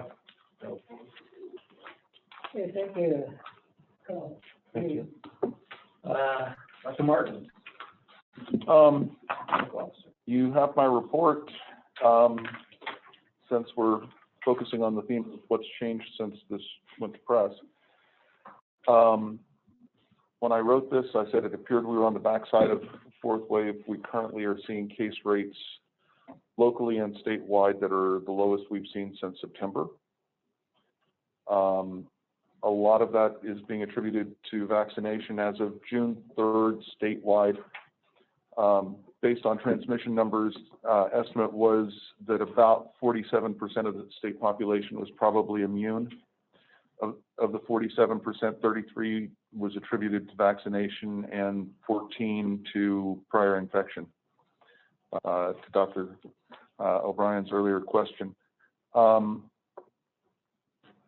We're seeing, if you remember early on, there was a lot of talk about R naught, which was thought to be about 2 or 3. How many infected people do you see for each new case? So you see a case of COVID, you know that person's going to infect 2 more. That's an effective transmission of 2. The key is to get it under 1. A week ago, ours was about 1. It's now 0.8. So we aren't through it, but we're getting better. We are seeing lower volumes around the state so that we're having a little less problem moving patients. It's still tight. But hopefully this is a positive trend. I think we've had 4 requests to transfer patients in here from other facilities in the last couple of weeks. Is that because they're busy or full? Yeah. One came from Leavenworth and there was no room in Wenatchee. Other than that, that looks pretty current. I'll take any questions you have. Any questions, and then we have our first profiles.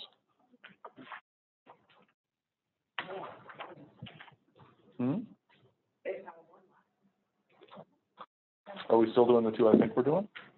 Yep. Terry and Ryan. Sorry. We recorded another 10 today, and we have another 8 recording happening tomorrow.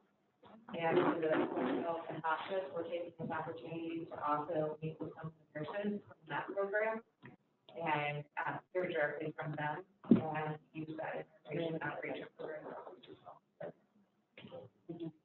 Any questions? So for months, we've been promising you provider profiles. Are we doing Sherry first? Let's do Sherry. Sherry. These are on our website under the provider information. I just love working with toddlers around the age of 2. I would say that is my ideal client. They have speech and language delays, and I just love working with them and playing with them and seeing their growth and watching them meet their goals. And my other area would be Parkinson's patients. I do a voice therapy for them called LSVT voice therapy. So that's another specialty that I have. I am under the philosophy that speech therapy should always be fun. Like, we should always be enjoying ourselves.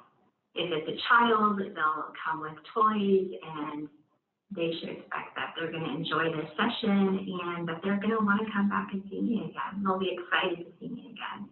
If it's an adult, I usually just let them know, they may be trying some different food textures.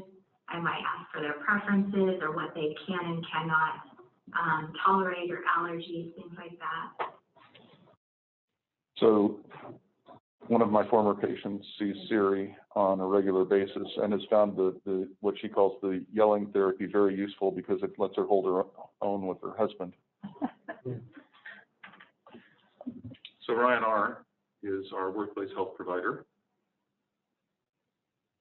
So initially, I joined the Army as a combat medic in 1992.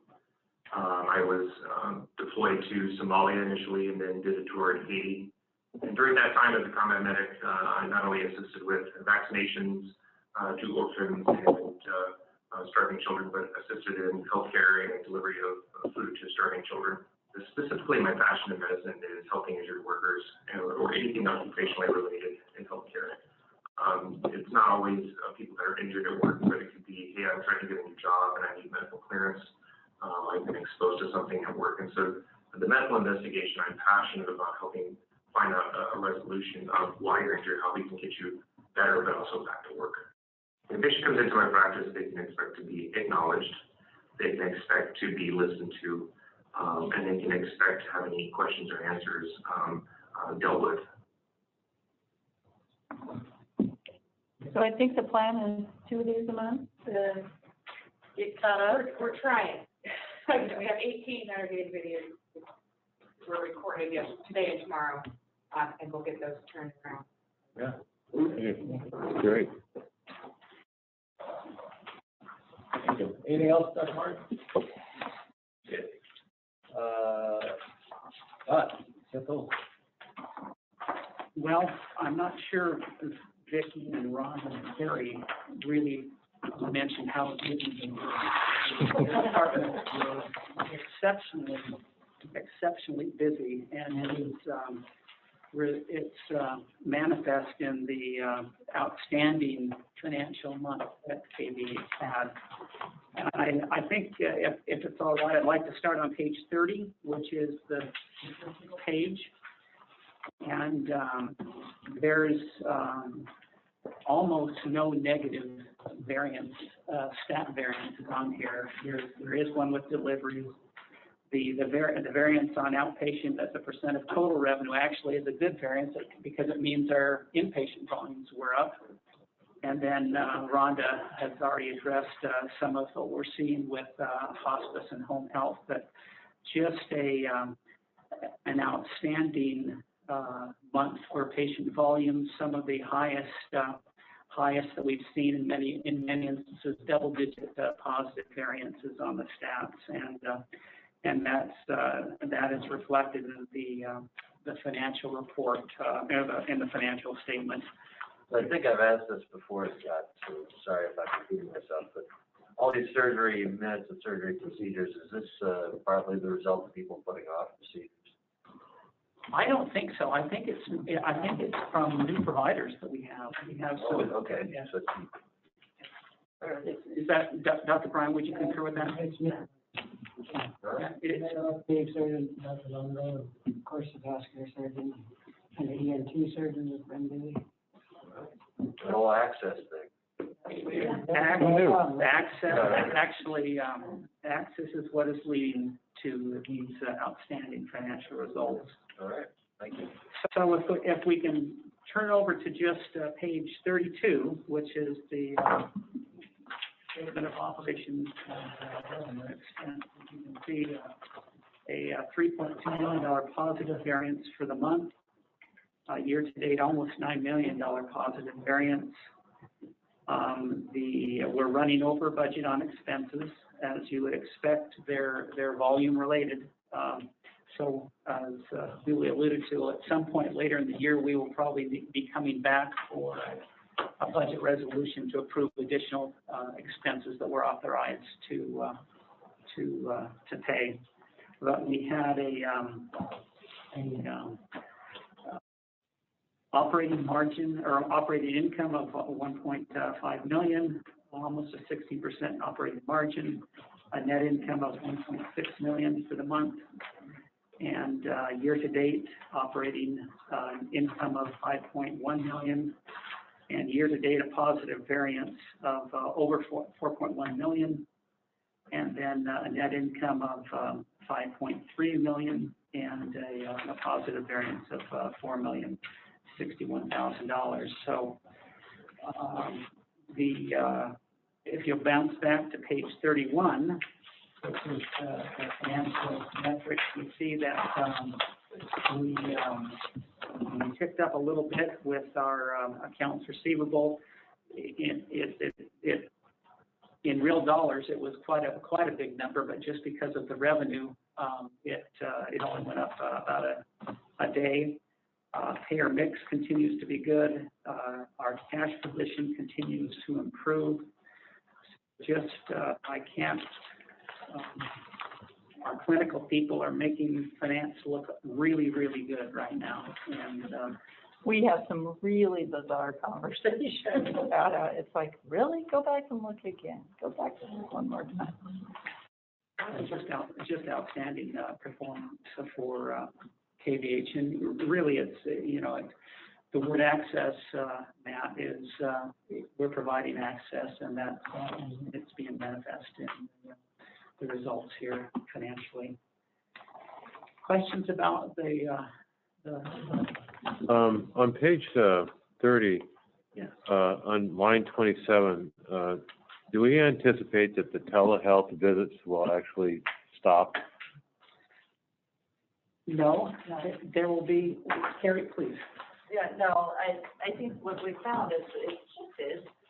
Behavioral health patients tend to use it a little bit more, and we find that we have a better no-show rate because you're calling them up and it's easier for them to get through. So they tend to be the highest users right now. But I don't see that going away, or at least that specialty. Okay, great, thanks. During strategic planning, I think we're just going to have a very focused presentation on telehealth. And one other wrinkle to throw out is that the Rural Collaborative is looking at access to telespecialty services and pooling resources. So to the extent that we take advantage of that, that's going to pad those numbers further as well. Great. I will say that the behavioral health visits that are seen, normally I'm not, financially speaking, just from a finance perspective, a telehealth visit is not necessarily a great financial visit for us. And behavioral health visits are the exception because of the payer source they have, and so it's a wash. It doesn't matter for Orange visits at all. So and he's actually the bulk of these visits each month. Oh, good, thank you. Other questions about the? Okay, if there's, I'd want also included on beginning on page 36 is some information about the provider relief funds and accounting for that and some of the steps that we need to do. Most on page 37, most of the funds that KVH received were received in that April to June 30, 2020 window. So the deadline for the use of funds would be June 30 of 2021. We can accrue some of these back, but then also the reporting for these funds will be during July 1 through September 30. We will be working very closely with DZA. We'll pull information and we'll run it by DZA, our auditors, to make sure we capture everything correctly and accurately. And they'll, just a second set of eyes, this is actually a big deal, this reporting for us.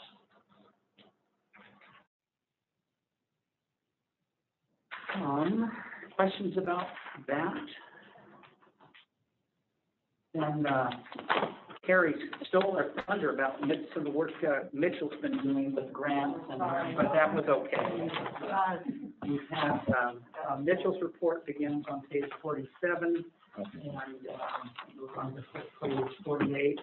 And the Ames grant that we received is on page 47. And you see some of the capital grants that we received here. So this last one, this American Rescue, the COVID-19 RHC vaccine funding, that was submitted 2 days ago, and I have received an acknowledgement that it was received by HRSA, and so that received, not necessarily approved, just received. And so we're optimistic, and he's working on some others. So I think it's highly likely we'll be successful with that grant. And more important than all of that, Mitchell Rose and his wife Elise had their baby girl. She was born quite early, so she's getting some extra attention, but her name is Millie. Millie, right? Yeah, Millie. Yep. Millie. So. And he's still Zooming and working on all of ours, so he's with Elise and Millie and working remotely, so cool.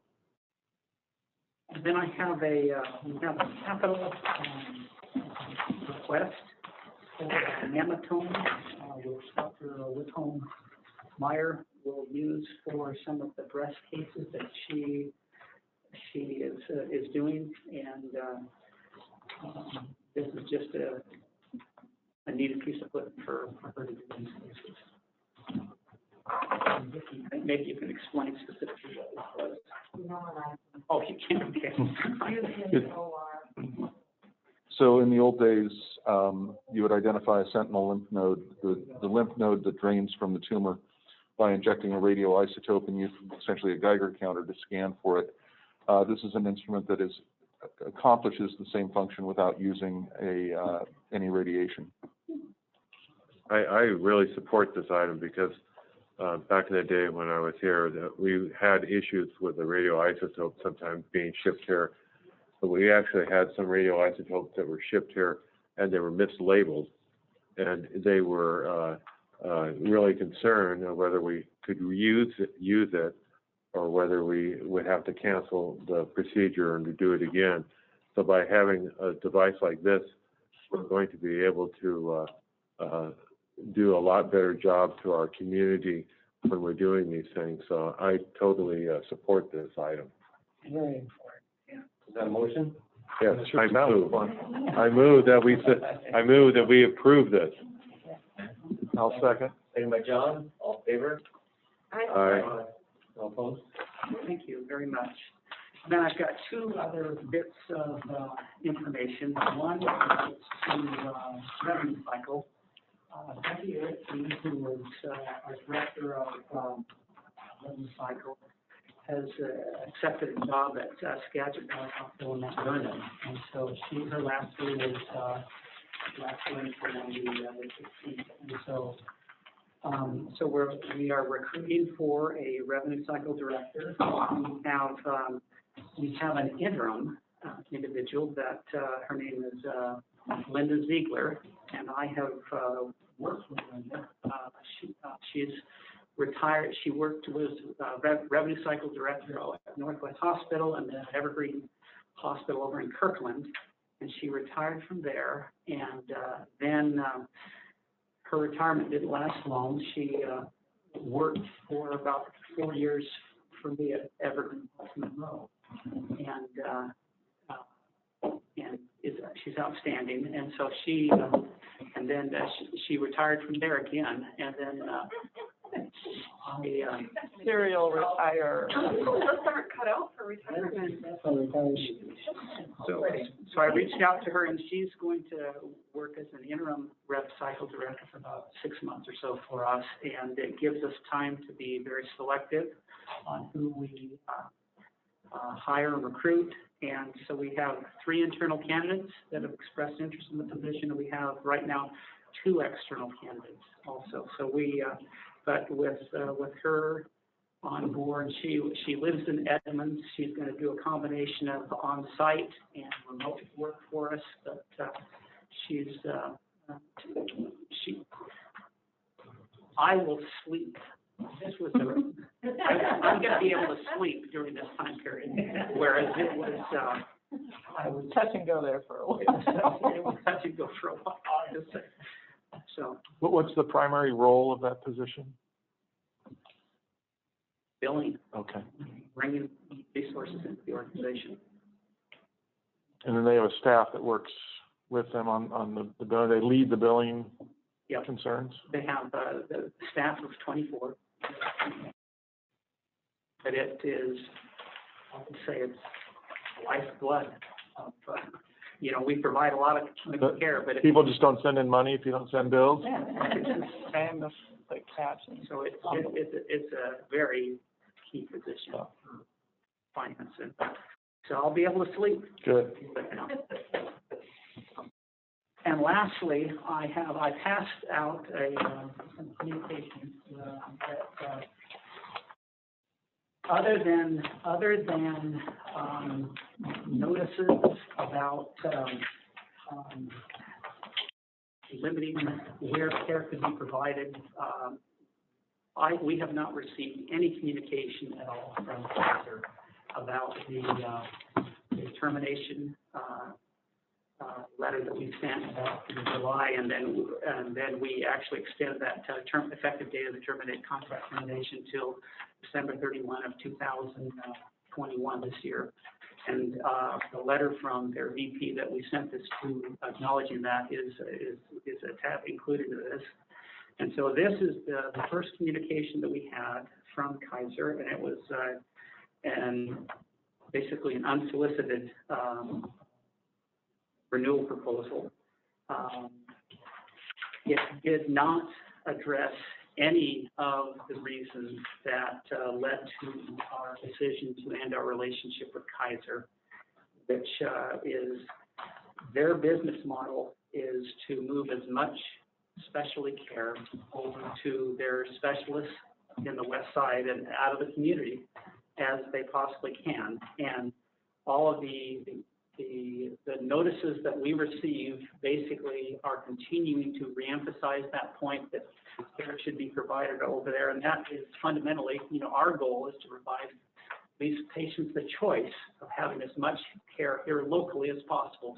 If they choose to go elsewhere, that is fine, but it shouldn't be an insurance company that is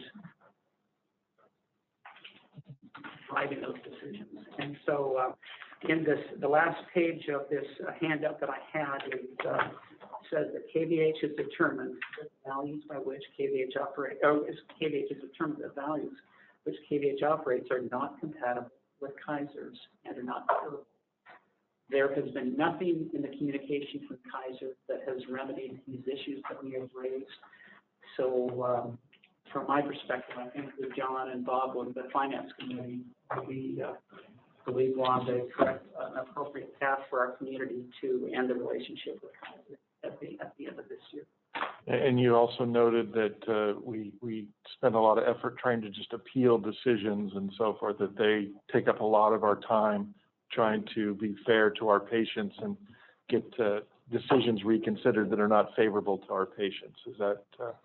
That's accurate. I did check on to see if they are as challenging as they have been, and they've been a little bit better on the back end recently, but there's authorizations on the front end for care that you want to provide here locally is every bit as challenging as it always has been. So. Well, in our finance discussion, clearly trying to force patients to go elsewhere for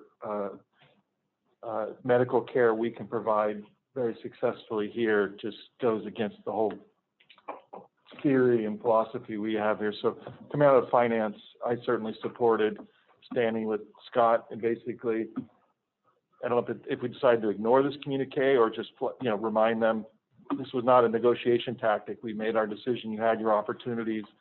We're going to do what's right for our community members. So. I totally agree with John.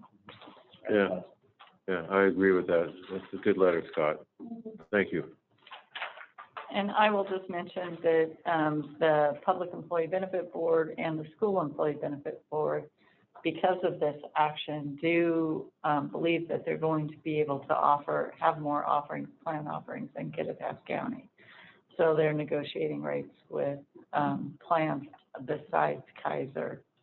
So I think, again, it's inspired additional choices for the folks who live here. And Michelle and I will be sitting down probably in early August and talking about the public messaging campaign, just to make sure that people remember and that we get to them before open enrollment so they can be thinking. Likely November open? Some people start earlier than September. Really? Yeah. Okay. So our reach out last time, and we used Manda for this, we went directly to the HR folks first to let them know. They really appreciated that, and we'll do that again, just reminding them that, no, we haven't changed, our decision on this, and then figure out somehow social media or some way to remind our patients as well. And this decision has no relevance to the Kaiser Medicare / Medigap type insurance. I mean, that's where I got a lot of feedback from community members last year, where they just saw the word Kaiser and thought, oh, my Medicare related insurance. That's a separate thing, nothing to do with this. Okay. Matt, do you have any thoughts on this? Or? Sounds good to me. Thank you. What percentage of our business is Kaiser? There's individuals I shared with the financial sustainability group. I think that there's already been a shift away from Kaiser. It's about, I think, a 4 to 5% shift. Jason, do you have that offhand? Not offhand, but yeah, it's about a 5% decrease in Kaiser we've seen so far. Of just commercial, so commercial is about 34% of our business, and of that, Kaiser makes up. They were like 17, 18%. Now they're like 12%. So 12% of 33%. So Yes. Yeah.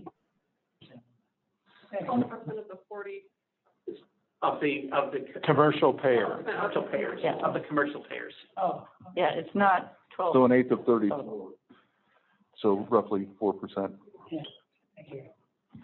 And those people will transition into something else. I mean, they're not going to not be insured. They'll have options. Or they'll stay with, if Kaiser has an offering here, they can, but they'll essentially. We would be an out-of-network if they choose to come here for service. One of the things that was part of working with Kaiser over the years was quarterly quality meetings where we would spend 3 hours going over gaps in care.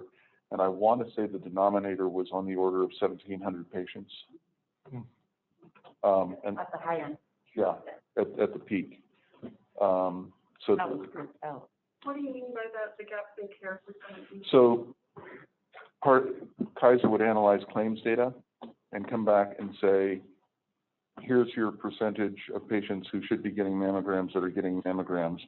And furthermore, we can provide you the names of those people, and then we can go back to our chart and figure out that, well, they actually had it, it just didn't get, you didn't pick it up. And they would say, well, if you would fax it to us the way we asked you to, we would be able to track that better. And We're going to this other third-party system that we want you to take into the patient room too, and have our clinicians do double documentation of their stuff, so we can make sure that you have quality of care. And if you do all of that, we'll increase it wound up being worth something on the order of $3,000 a year to us at the operations level. There was some communication with employees at CWU, for example, about the transition. I think a lot of people, you mentioned 4 to 5% shifts, and I think a lot of people are aware. I mean, some people made the move already, but most everyone else, I think, is aware of it, just moving that additional year. But I think it's a good idea to continue on the communication with Amanda and the HR departments and things like that. I mean, it sounds like you guys are doing, you're on top of the communication thing. I think that's the only wrinkle, but the decision makes all kinds of sense to me. So I think just informing people about the decision is the next step. So, And Michelle brought it up about 3 months ago, and we all yelled at her. We weren't ready to think about it, but we definitely do a public campus. Great. Anything else? I don't have anything else. Thank you, Scott. All right, Michelle, Chief Public Relations Officer. Yeah, so last month, there's been a lot of, what doesn't really get reflected on here is the emergency preparedness work that I do. And so there's been a lot, even with the inspections that come in, there's an emergency preparedness side, making sure that we're up to date on CMS regulations. So there's been a lot of that going on. I also, if you didn't hear me when we first came in, that poster board there in the corner of the room is meant to be a thank you card for the vaccine volunteers at the county. They are organizing a get together amongst the, I think it's the people, because of size limitations, the top 50 volunteers by hours. And we wanted to just acknowledge from KVH's point of view, how much we appreciate all the work that we did. So that is our KVH card with some Sharpies next to it. We invite you to sign that. And then over the next week, we're going to be passing it around to our employees throughout the hospital and offsite locations to get their signatures and then deliver to them on that event. So just wanted to call that to your attention. And my favorite part that everybody's probably tired of me saying, right? After our strategic retreat, I'm going to be out until the 16th of July. She's jumping out of an airplane in Chelan. So. Now, what day is it that you're jumping out of? Friday. Where's the? Yeah, we'll be there. Where can we stand for best view here? Airport. Okay, up on the hill. They're actually at the Chelan Airport. They encourage people to be there. But they tend to drop people like over the hill, like over your slidewaters, right? I think we end up back at the airport. Like because you're dropping into a canyon there. All I know is that it takes me 20 minutes to fly 15,000 feet, and then I will float easily to the ground. And then anyone is welcome to join us. I'm there. Post-event celebration. She also invited us all to join her on the jump, and she had exactly 0 takers. Yeah, I'll just like that. Yeah. I got 2 takers from the other side of the river that are joining me.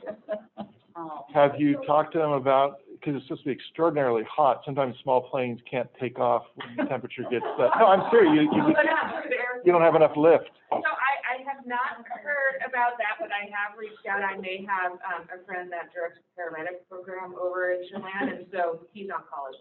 And also, just the back from the chute. Yes, I wasn't gonna say anything. You made a commitment to yourself that you weren't going to let opportunities pass you by. It's a bucket list item for me. Okay. And I won't bore you, and Chelan has a lot of meaningful meetings, so it's a bucket list item. Very exciting. Oh, cool. Yeah. Okay. Yeah. So on the community relations side, I will be gone for 2 weeks. We are kind of, with Catherine doing the vaccines, we are already one man down. So Jan's gonna be flying solo, during that too. She will not be in a plane flying. Does she have a Figurative chute? flying. She will not, she will most definitely have 2 feet on the ground. Any questions for me? No. Hey, thank you. Thank you. All right, education board reports. Again, we have our retreat coming up next week. Yeah, Bob, I had a quick question about that. Do we need to put that on the agenda as a future meeting or anything? I don't know what. Well, probably. It's not a meeting. It's not? Because it's a work session. Okay, Educational. all right. Great. Old business? Can I just remind people that I will not be at the July meeting?